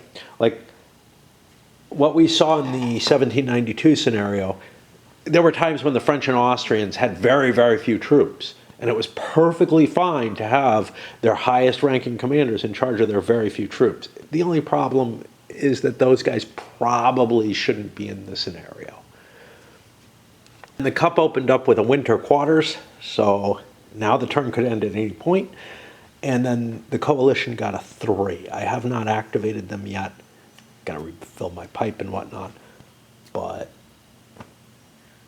yeah, I mean, the scenario could just end with another pull of winter quarters and then in the winter an immediate pull of it, because the only restriction that prevents winter quarters from eating an entire season is in the first turn of the game when somebody gets to pick a chit and they don't get to pick the winter quarters chit. And it could still end if they picked like a naval chit or something. Big activation this time.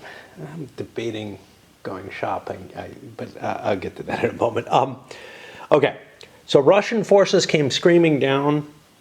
Force marches had to make attrition checks, or extended movement had to make attrition checks. These guys moved into here. They're still in supply when they started their turn, so they're fine. Similarly, I moved up and took Florence here.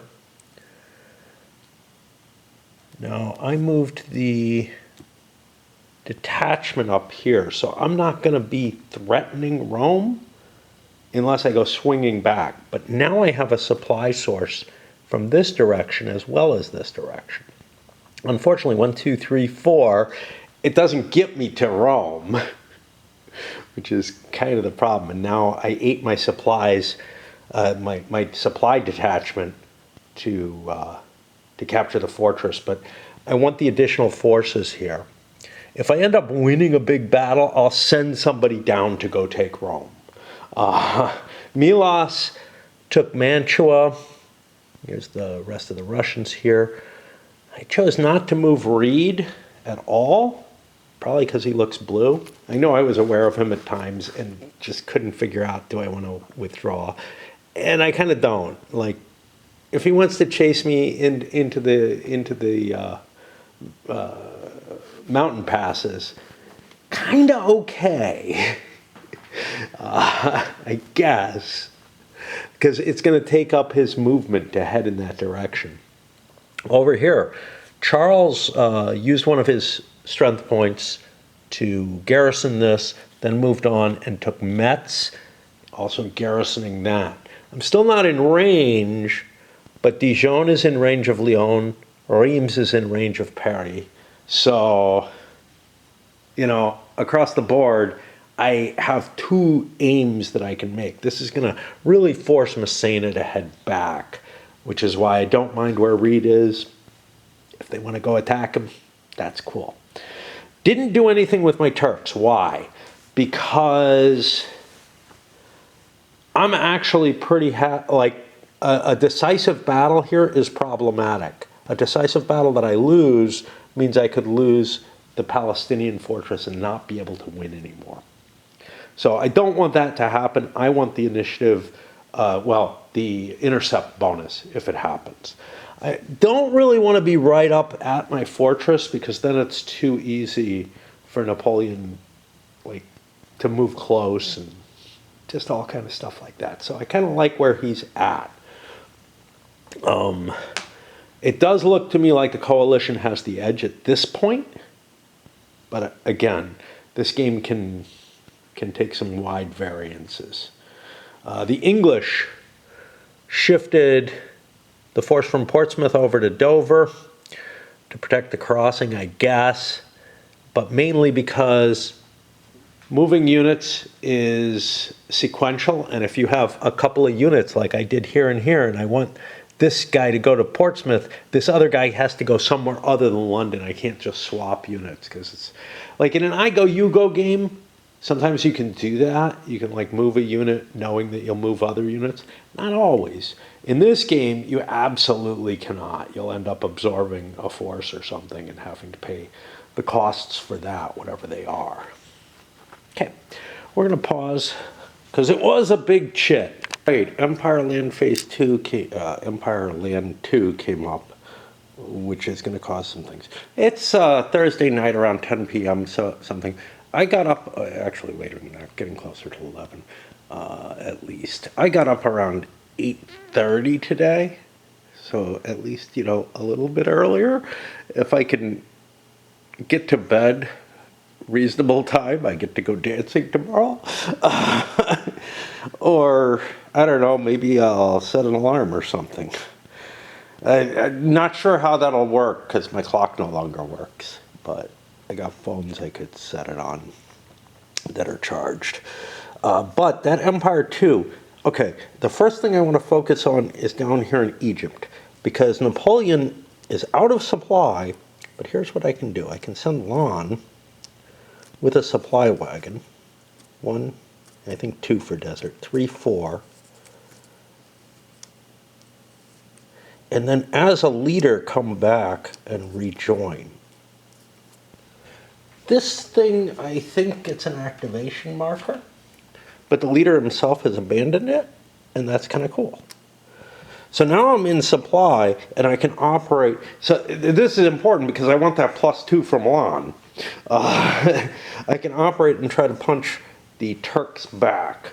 Haven't really put any thought over here what I'm going to do. I almost definitely need to move all my units because we've got a winter quarters already up, which means any single counter could end this turn.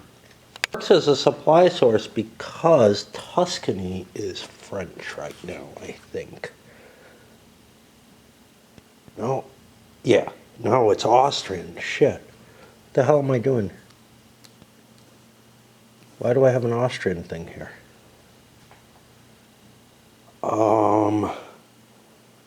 Wow, setup had French units in Tuscany. Son of a bitch. Right? This is confusing.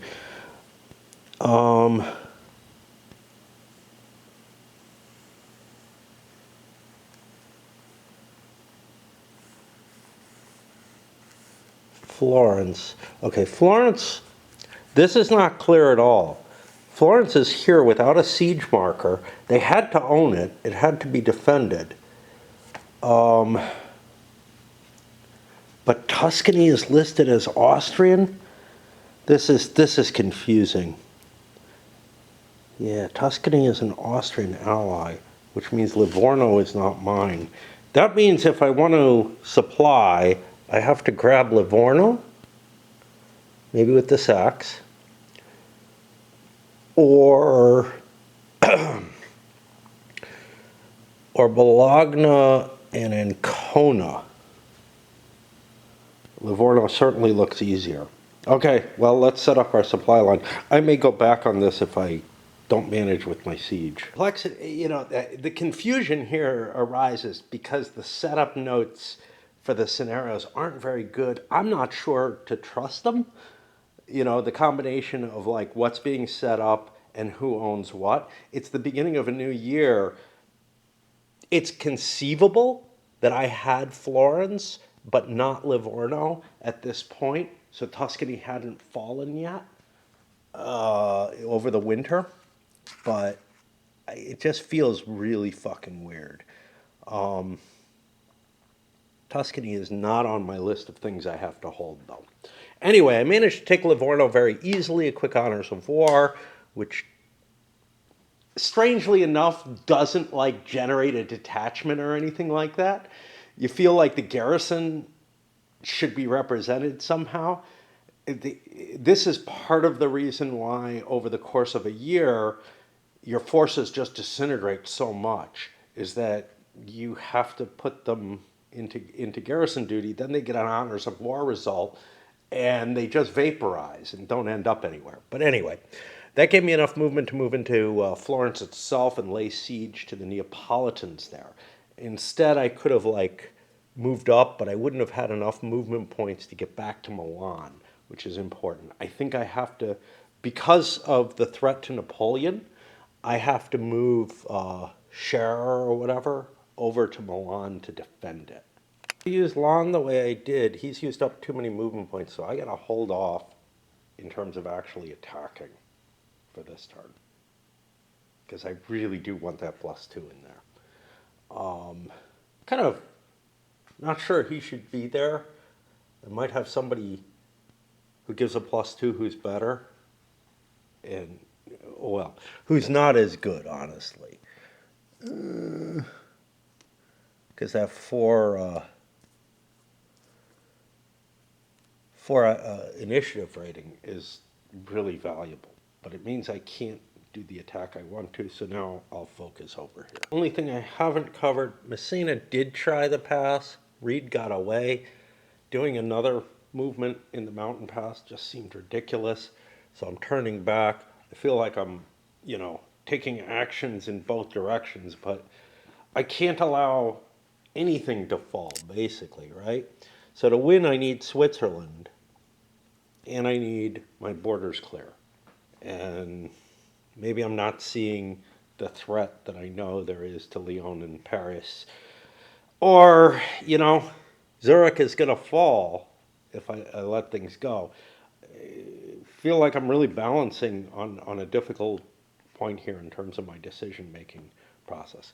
Going to pause for a bit. I've got Raid playing by itself and need to make some tea and stuff like that. So 6 a.m. on a Friday, it feels like, you know, another week's flown by.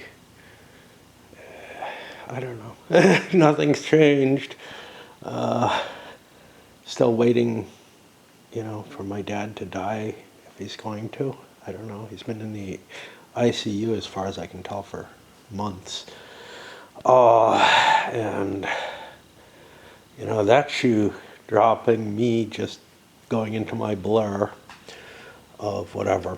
All right, let's pull more chits. See if we can at least get through the autumn before I really should be going to sleep, but I feel like I need to play, and I wasted my time awake so far. Coalition land movement of 4, which means only Charles could really move. Well, Suvorov. If I move Charles, it's a forced march. I don't really see the point. I can make it to Reims and Paris in one move if I capture Reims, and really put the pressure on the French for a victory. I don't need to attack this. If it looks like there's going to be a French victory, it is an opportunity. But yeah, I think I passed. A couple of cases of cheating. The French decided to move up, and I made an interception attempt. It's not going to succeed. But I saw 2 problems with the Turkish stack. One, they were overstacked, so I dropped a detachment in Jerusalem. I'm not sure if I legally could do that. Like, I had 7 steps there. It's sometimes hard to tell what you have. The other is, my secondary leader was Murad Bey, whom I can't have with me. That little white thing in the corner, that means it's some miner's flag there. And that would be, I don't know who. Maybe it's green. Yeah, I don't see a minor that is. Shit. I don't know what nation he's from. But, and there's no way to look it up. It doesn't say what nation anywhere. It just has that little green square, but that little green, oh, here we go. He's Egyptian. Yeah, maybe I have him with me. Okay.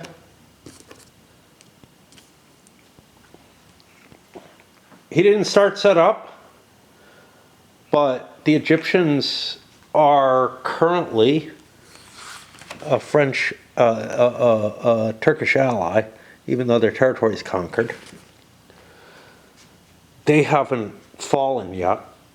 God knows how, because it was the spring turn, and unlike the Tuscany thing, I was actually sitting on enough stuff to have conquered Egypt. This couldn't have happened within a campaign, but whatever. Okay. Well, that means maybe I intercepted. Because I had no light cav, but I had a cav leader. That brings me to 8.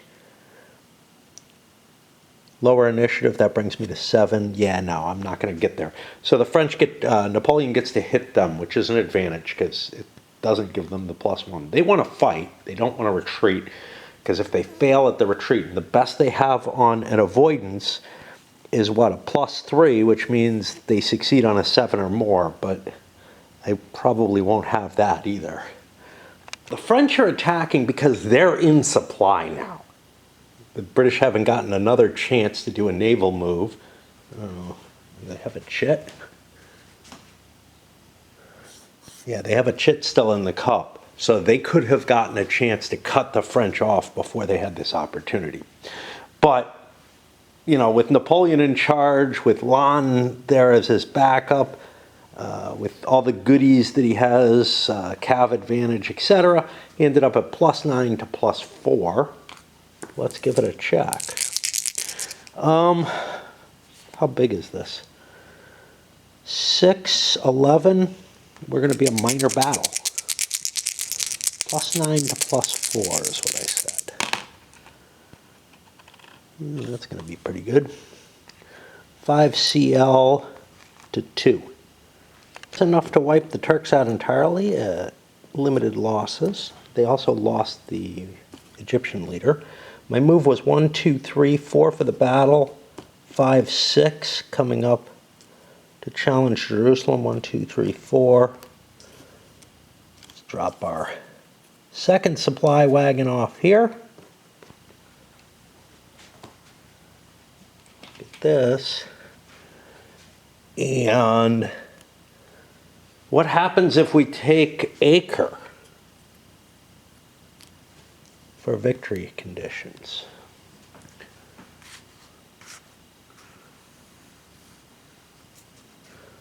That would prevent an Allied victory. Period. The end.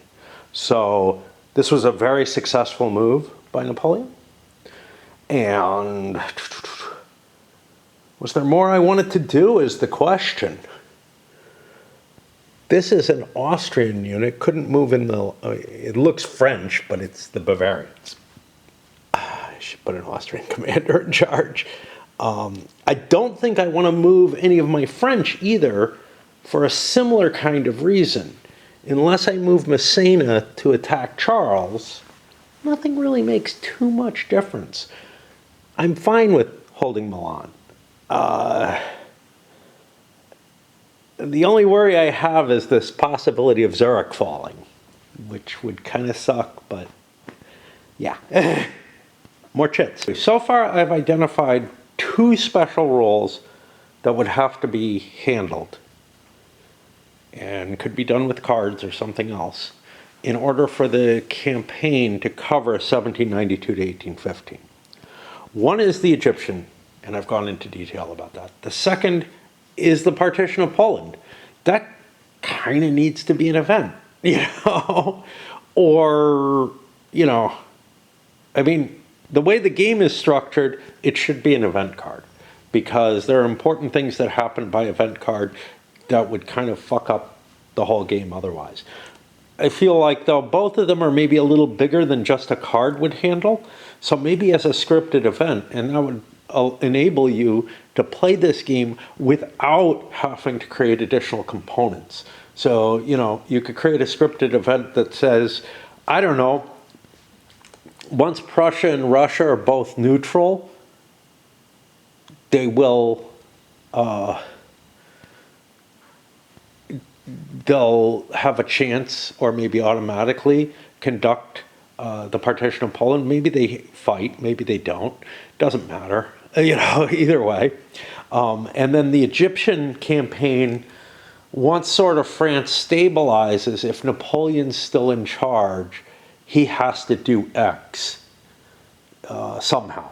The problem with that is the somehow, because it was enabled by basically the British leaving the Mediterranean open. And, you know, you can't do it if the British don't leave it open. So kind of like the invasion of Britain that could have happened in 1805. How do you script it so he's forced to do it if it's available, but not forced to do it if it's not? Because it really is just, within the course of the game, he can't gain the things that he wants to gain out of this Egyptian campaign, which is basically knocking India, or, you know, putting a threat to India to the extent that Britain would have to leave the war. I mean, you could make an argument that, like, if Syria and Palestine are both conquered, that would, like, free the French up, and just make it a rule that, like, basically, you know, that would keep Britain from intervening in things. But that would change the nature of the world so much, you know, to try to make that. And I think that's what they kind of ran against. I get the feeling that the full, you know, 23 years was intended initially, and that's why some of the things are the way they are. Although there are reasons to think maybe not. For example, leader counters only come in on the turns of scenarios, except in a couple of cases. Like, so maybe they dropped a scenario or something. Most notably, there's counters that come in, a lot of counters that come in 1798. There is no 1798 scenario, and everything else is put on the borders of scenarios as to when it becomes available, or it comes in during a scenario, you know. But like, for the leaders coming in and leaving, they're all on scenario breakpoints. So I don't know. More come to mind. I haven't hit them yet. Not sure what I would do about them. I'm pretty sure the game doesn't cover them. One would be the rise of Napoleon to First Consul. I don't think he's at that level at this point. He certainly is by Marengo, where he basically takes command of the government, and then maybe crowning himself emperor. I don't know what that really changes in terms of his actual power, maybe nothing. In terms of sort of the political response to it, a lot. So that third coalition is really based on that to some extent, as well as kind of integrating other territories more fully and whatnot. It might have happened anyway. Is it a good or a bad thing for France? It's hard to tell. You know, I don't know. I don't know what the implications would be, but I could kind of imagine some. So yeah, I mean, there's a couple more, and again, would probably need cards. There was a decision to back away from that kind of concept, or maybe there was never a choice to go down that route. It just seems so weird not to want to, you know. That was quick. We got our second winter quarters, so on we go into the last turn of the scenario. Clean up some of the stuff. Is there anything that's problematic that I have to deal with? I don't think so. I think everybody's in supply. There's these besieged guys. They have to make a check. And I guess they count as out of supply. I realized Suvorov was out of supply too, and I checked him, and then further realized that, no, he's already moved. He doesn't need to check. So we got a siege going on here at Florence. We got the French advancing in Palestine, and operations happening in, France and Italy. All right, we shall see. I get a break here. Because why not? I really need to get to sleep if I'm going to wake up anytime at all reasonable for going out. It's, it's coming on 7. You get up at 3, say, and that would work well. If I don't, it's okay if I get up at 5, so I have the time to get another turn, but I feel like I need to try. 12 hours sleep, I guess. Sort of this grayish green that comes through my back window. It's this here, but without my glasses and looking up, it's different. Anyway, I guess we play a little bit of the winter, maybe not all of it. So the only thing that actually happens is the reorganization of troops, unless there was reinforcement of leaders. So I'll get to that. Forget about cards. Certainly partway through last turn. The French have 2 that are really important. One that prevents marching to the sound of guns, which might be important, although usually forces aren't that spread out when they aren't kind of spread around when they actually contact. And stacking limitations still apply for this. So it's not like, it's only if you're spread out that it's worth it. But the Art of War is a huge, huge combat card. I have not hit the combat situation that I would have played it in yet. So that's no big deal. That's probably a Massena versus Charles situation. For the Austrians, though, and the Russians, I have Suvorov. Haven't had an option to play him, and it only works with him. Also a very powerful card. I have Second Coalition.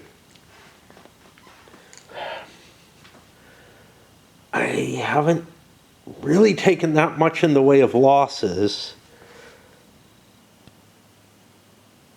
And it only works for already reduced units, which is kind of a problem. I don't think I have any on the board, but that's my own fault. I chose not to have reduced units. Now the Russians do. Maybe not, I don't know. The thing is, I usually take steps, and when they die, I take the second hit off the same unit because I don't want to lose that artillery factor. So this one actually I avoided using. Of course, to play it as it is written in the rules, it would already have been played to no effect on the first turn automatically. There might have been one step that I gained from it. But the really interesting one is the winter campaign. This is when I choose to play it or not. Do I want it or no? The winter campaign makes this a longer turn because it gets rid of winter quarters. And in fact, yeah, has to be in the winter turn. Which is a little weird because winter quarters can happen in other turns, but it cancels the effect of it completely. It takes the winter quarters out of play. That gives certainty to the French. I want winter quarters. Here's what I imagine happening. France does not get anything in Palestine, or I sail my troops down. Like, France doesn't get an action because otherwise they get Palestine. Or I sail down and capture reinforce Acre, and I'm able to hold it. Now, the marker here is going to be an imperial one, which means that I get the first action. And in that same first action, I take Reims and Paris. Hey, look, I win. That's simple. If winter quarters comes up then. It's sort of the only option I have to win because of Palestine being cleared. The French will be able to deal with this. There's too many things in my way. The French are able to get supplies through to Napoleon. Boom, boom. And I don't see another way of winning the game. I think I won't lose it, probably. But I think a longer winter turn is to my disadvantage. So I am not going to play it. Anyway, back to picking where the leaders get to. Turks first, because they're really, really easy, right? Well, it's kind of a sad thing about the Turks. They're unnamed leaders. The Pasha, the Vizier, the Khan here. These guys are all their best leaders. Their named guys are not good. This feels really kind of silly to me. They're not great or anything, but they're among the better leaders that the Turks have. The only big thing I did was I pulled Napoleon out of here and gave him the Italian army. 2, 4, 6, 8, 10, 12. Scherer was only able to hold 12 as well. I'm sure I have people who could hold more than 12 in that stack. But putting Napoleon in Italy seems right. And I'm leaving Lannes in charge of just 4 steps in the Egyptian army. Well, it's not an army, but the Egyptian force there. And otherwise, maybe some little stuff around the edges, nothing too important. Let me start off with what the coalition wants first. A coalition naval check. This allows the reinforcement here, but it also allows invasions of France. So, I decide, let's look at the naval transport and invasion rules. Well, one of the things I see first off, here we're at invasions here. A naval invasion may be attempted by units which have no activation marker. Fleets don't get them, so this is the ground units.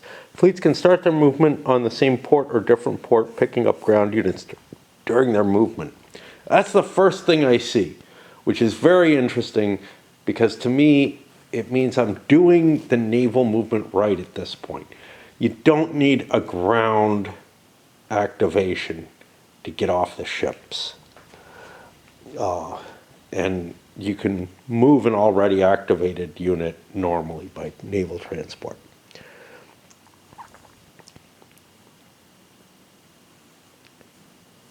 This is weird. The land unit must disembark before the end of the activation phase. Again, the only reason that would come into play is if you have both naval chits in play and you leave somebody at sea during one of them. Or you're stupid and you stay at sea, like due to a retreat or something like that. You choose to, but that would be dumb. So then, if the harbor is a fortress, the naval invasion procedure as follows, and this is what I'd want to do. The naval combat against coastal batteries. Because I think my victory conditions are to take a fortress. And so what's interesting here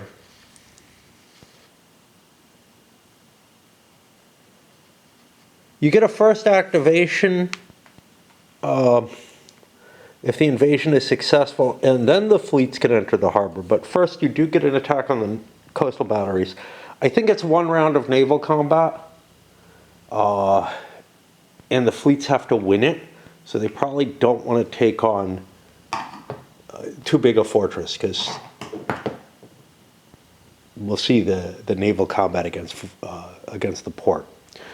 But naval combat against coastal assault units land. A combat is resolved with units outside the fortress, if there are any. 2 siege attempts are resolved.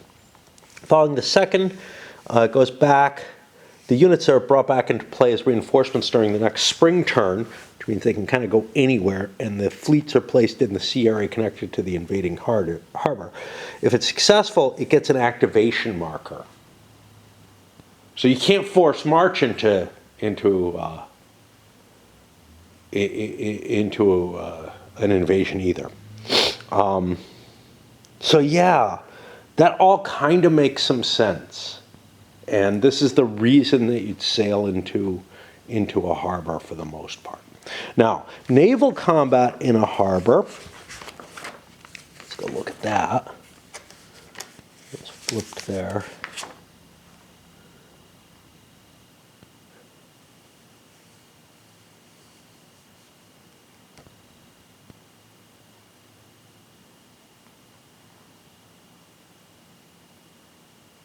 Looking for it.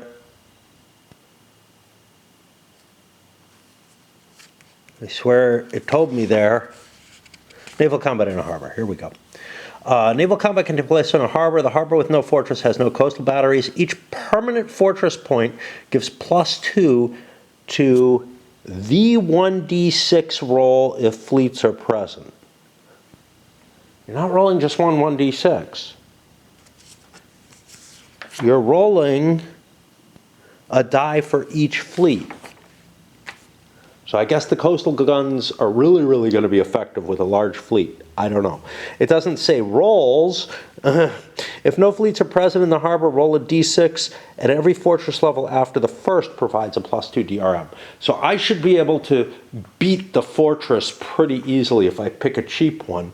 And my victory conditions are important because they come down to no fortress is controlled. So I can't just land somewhere, if there are any.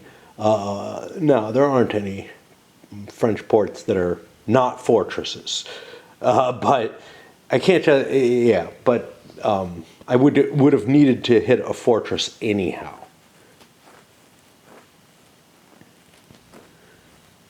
Bordeaux looks tasty, that's far away. Bray is far away. I think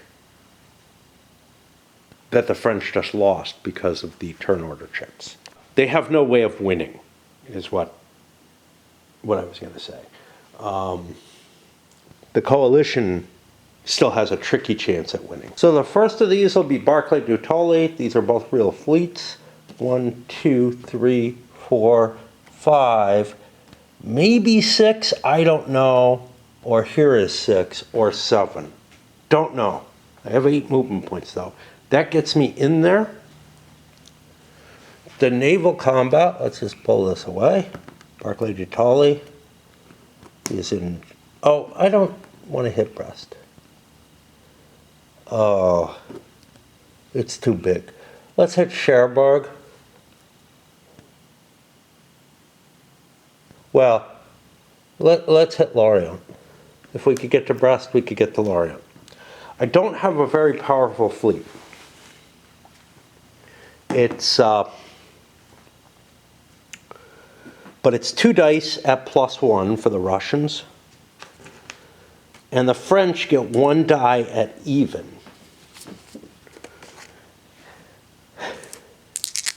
See if we win the naval battle. Now, what it doesn't say is what happens if, like, I mean, if the naval battle's a draw, we keep going, I guess. What I'm guessing is if I lose the naval battle, I don't get to land my troops. Okay, so this is 10 to 1. I got 9. I beat the Navy. So I'm here at Lorient. And now Naitali is able to perform his siege. He gets 2 rounds of siege there. I'm guessing he's in supply. For the naval for the siege, I don't know. It doesn't actually matter. Well, it might for an attack. He wouldn't be, because I don't have a depot in a port that I own. So naval invasions would be pretty much impossible if supply isn't present in them. Naitali gets a +1 for his combat capability, and that's it. So I get an 8, that's an assault. The assault takes me to, I have 2 steps to 1. So I have +1 for steps, +1 for leader, no artillery bonus. The Russians are at +2.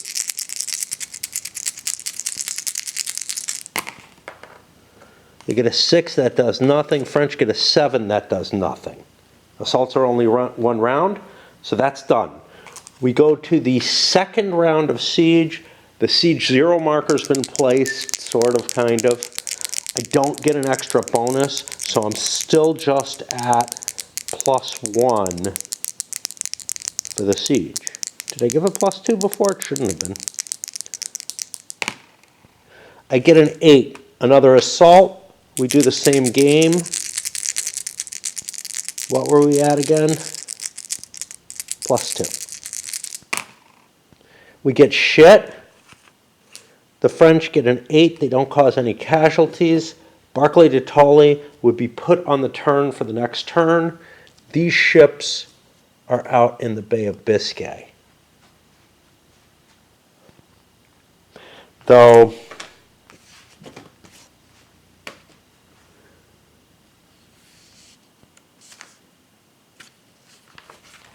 let's go back here.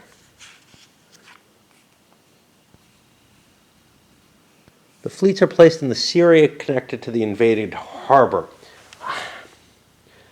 That could cause a stacking issue. Don't know what happens in that case. I think they should also have the option to withdraw to here. Does this fuck the English? Yeah, it does, because I wanted to take Bordeaux. So I'm going to go here instead, because I think they should be able to just drop into the blockade box. The thing is that the naval rules are so kind of janky. It feels to me like you should be able to have multiple squadrons in the same area. It doesn't really do you any good to do so. But the only way you're allowed to do so, the way the rules are written, is to have them in the blockade boxes. All right, we're going to do the same with, I have English forces here as well, which I could draw from. But I have forces in Portsmouth that I'm planning on dropping somewhere. And the problem would be, if these 2 fleets were here, by my interpretation of the rules, I couldn't move more than 1 fleet into the Bay of Biscay with the English. Invasion, I had to bring fleets from down in the Med because I pulled everything off Britain. There being no French fleets up here. Sailed up, grabbed the Portsmouth troops, landed at Cherbourg, and I used Nelson's fleet. Nelson's still down here because I want him for the Central Med force. These guys too far away to make this whole shift, but I can still try with that. Succeeded in the naval part of it, but then the Duke of York's forces failed in their siege, so they're back. I still have a fleet here that could attempt it. No, don't have these guys in a port, so that's that. So, well, I might use this fleet. It can be there, and I can stack them after I move. I've got one more shot with this for a naval invasion, and then that's it. Using Proctor, hey, he shows up in 1812. In the War of 1812. Coming from Gibraltar, also a failure going into Bordeaux. And now I've got the Turks, whom we got two actual fleets. So we can carry 4 steps. That's what we got. We'll sail down to Acre, 1, 2, 3.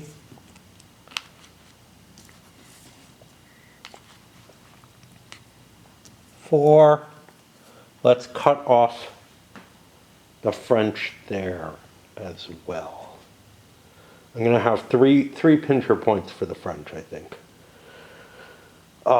Central Med. I don't know. This guy's not bad.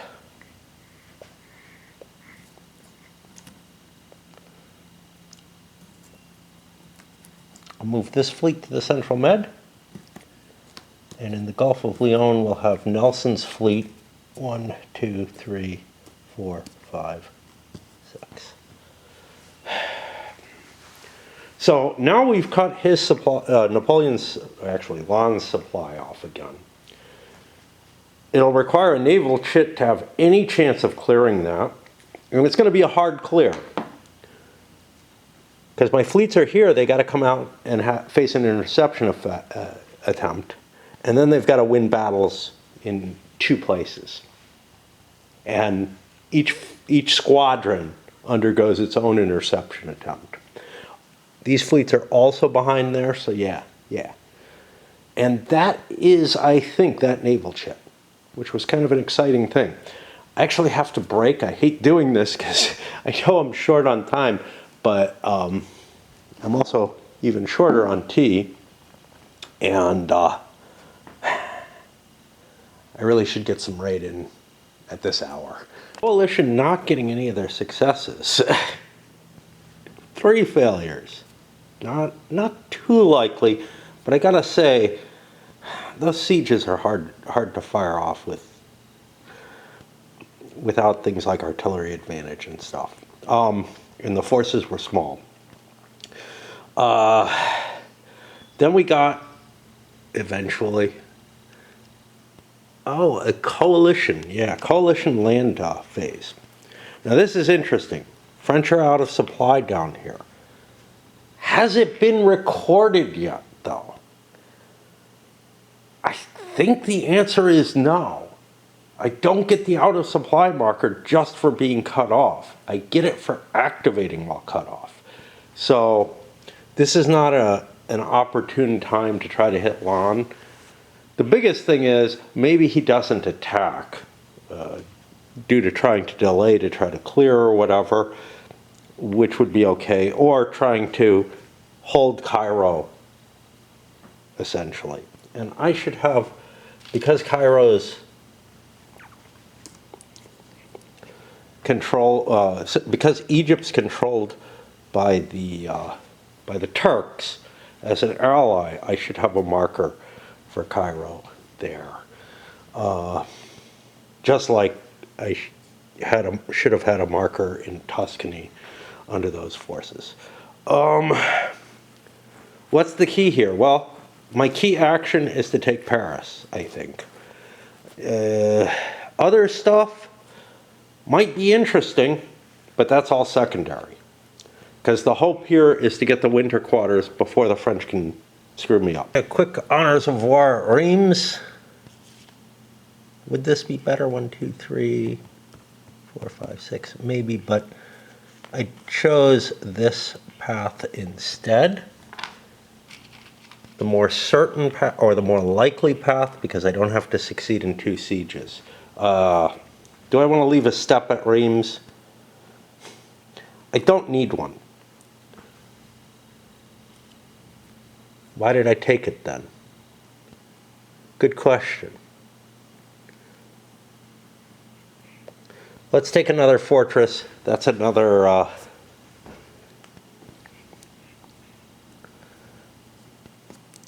cost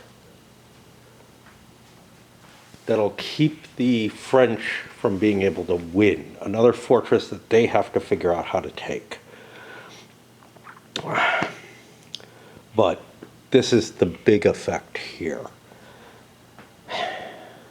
Now I either reinforce a fortress or try to get all the way there. 2, 4, 5, 6, 7, 8, 9. Can't make it the whole way. Okay. Second Coalition did shit as a public card. I'm playing it as a non-public card because it's the only thing that makes sense to me in this scenario, and this is the only scenario where it even exists. I am going to reinforce the unit that I drained. I get 2 Austrian, 2 Russian. I don't know where the second Austrian is. I could reinforce a Bavarian, I guess. Not sure, but whatever. And then for the Russians, Suvorov has an infantry to increase. And I think Bagration does as well.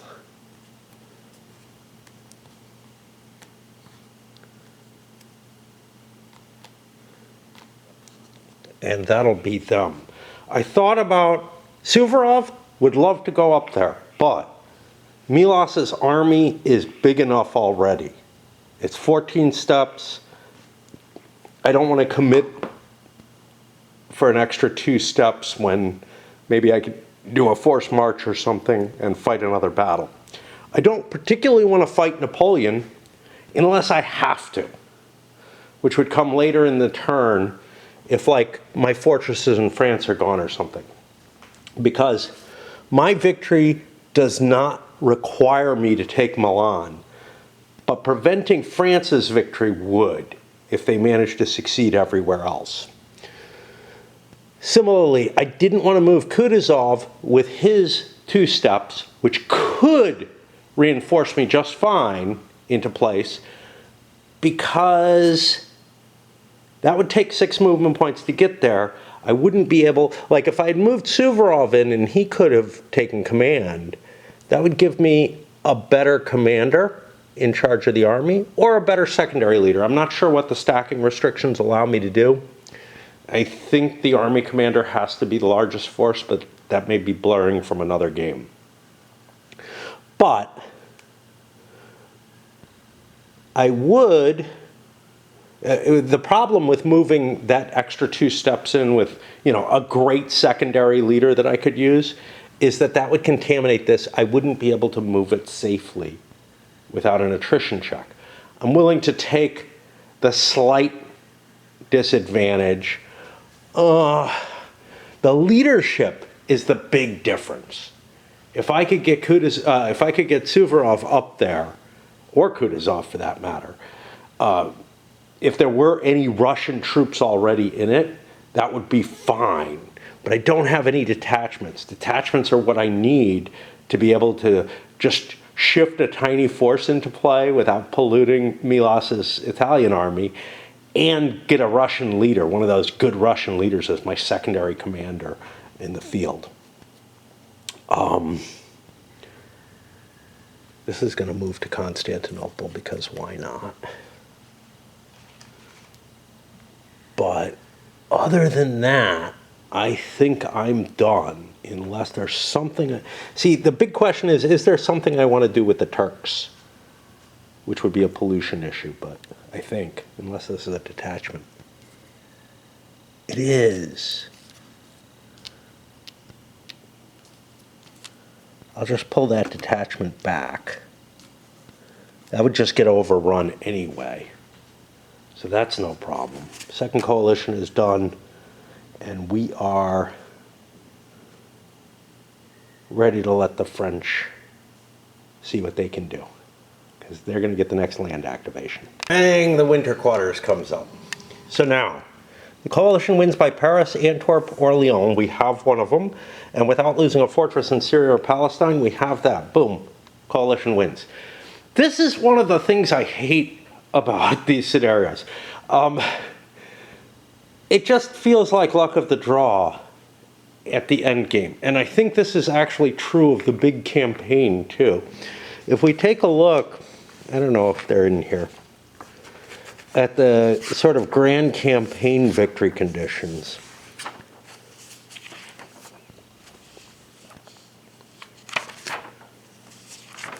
I thought they were here. Let me find them. Automatic victory, hey, those are fine, okay? To me, every single one of them is fine. If no automatic victory has happened, France wins if she controls every capital city, fortress, hex in the whole Grand Empire territory. Failing that, the coalition wins. So, again, that last turn of the Grand Campaign could be one of these little weird grabs where the sequence of the turns and everything. Look, if France is winning massively, has knocked people out, isn't under any real threat, they'll be able to hold the Grand Empire, probably, unless the British can land, you know, a naval invasion in an important location. Grand Empire territory, I believe, includes France's original borders as well. So, you know, any kind of incursion, they don't win. And then the coalition wins. There's no... So the last two scenarios have had kind of situations where neither side might win. That's bad enough. The on-off of you win or I win based on like a naval invasion. Wow.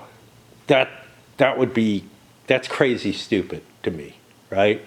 Now, do I care? Not terribly, because I'm playing a solo game where, you know, I'm kind of testing out the system. And if I'm playing the grand campaign and I get all the meat and the story out of the rest of the campaign, or I will be, if I get all the meat and the story out of the rest of the campaign, hey, cool, you know, that's fine. But these shorter scenarios, this one, for example, with just 4 turns, this last turn has been just a bunch of playing the odds and stuff like that. And again, that happens and may be part of what I kind of don't like about things like some of the squad leader type scenarios, where it's like, you know, I got, you know, maybe a 50-50 shot of holding this location if I set up this way, or I've got maybe a 60% shot of holding it. But it just comes down to a lucky roll at the end. And so far, both scenarios that I've seen have come to that. Now, a dominating type of victory could have prevented that in the first one, I think. Not so sure, because the British could have still indulged in like a naval operation to prevent a French victory. But there it would be, like here, it was kind of the question of the luck determined whether one side won, but not so much if, not so much the difference between one side winning and the other side winning. For example, it would have been very, very hard for the French to take all these fortresses. What else did they need?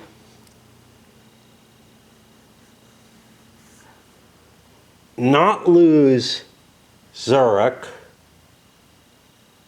not lose Genoa. There's not going to be another naval action here. So those are the biggies. Milan would be important too, I bet. Right? Lombardy in there? No, it's not. So I could lose Lombardy. Losing Lombardy means losing Napoleon, which is a problem, but, you know, because I lost everything else, right? We had the Napoleon special rules. Milan, Mantua, and Rome. Yeah. So losing Milan would be the last of those that I could afford to take. But yeah, it wasn't a situation where the French were really in a position where it was likely they could win. They would have to hold Zurich, which is very likely to, I don't know, that's a siege like the naval invasions. It's not very powerful. If I positioned my Russians up there, maybe that would be different. But I'd have to take all of these fortresses, I have to clear that to make sure I don't lose, right? That would be my first goal, I think. And then come back and take the fortresses on a forced march or something. It's a lot to ask for with 3 fortresses there, one of which has troops in it as well.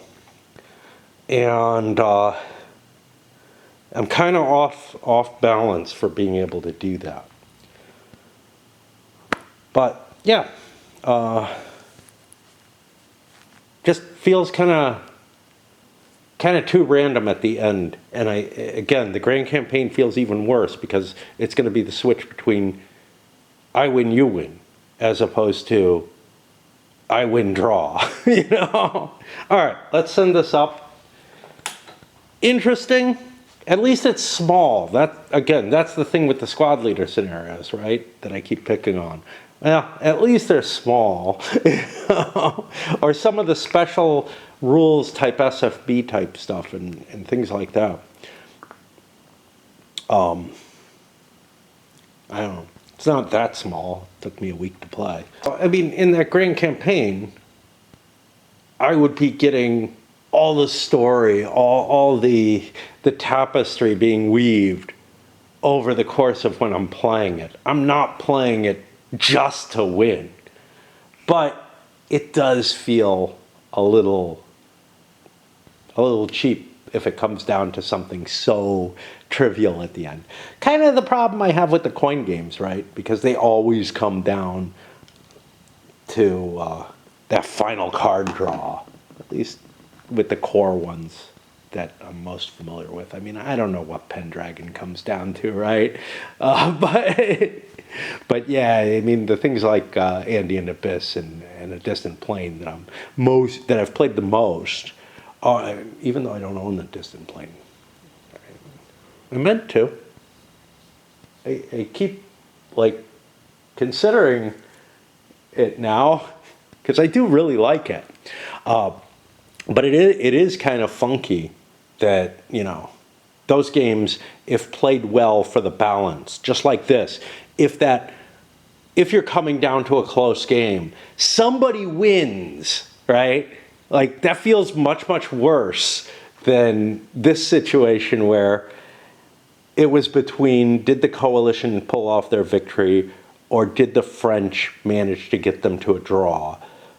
Or did a ridiculous amount of luck come into play so that the French were able to take everything? As it was, a ridiculous amount of luck came into play so that the coalition could get a victory, because chances are Messina would beat that army. I think. I don't know. When you enter into a battle, there's a lot of luck in it in this game. I like that. I definitely like that. But it does mean that I wouldn't be able to assure myself that just because I have a better leader, and in fact, I may have less troops up there on this one. 2, 4, 6, 8, 9. Good enough.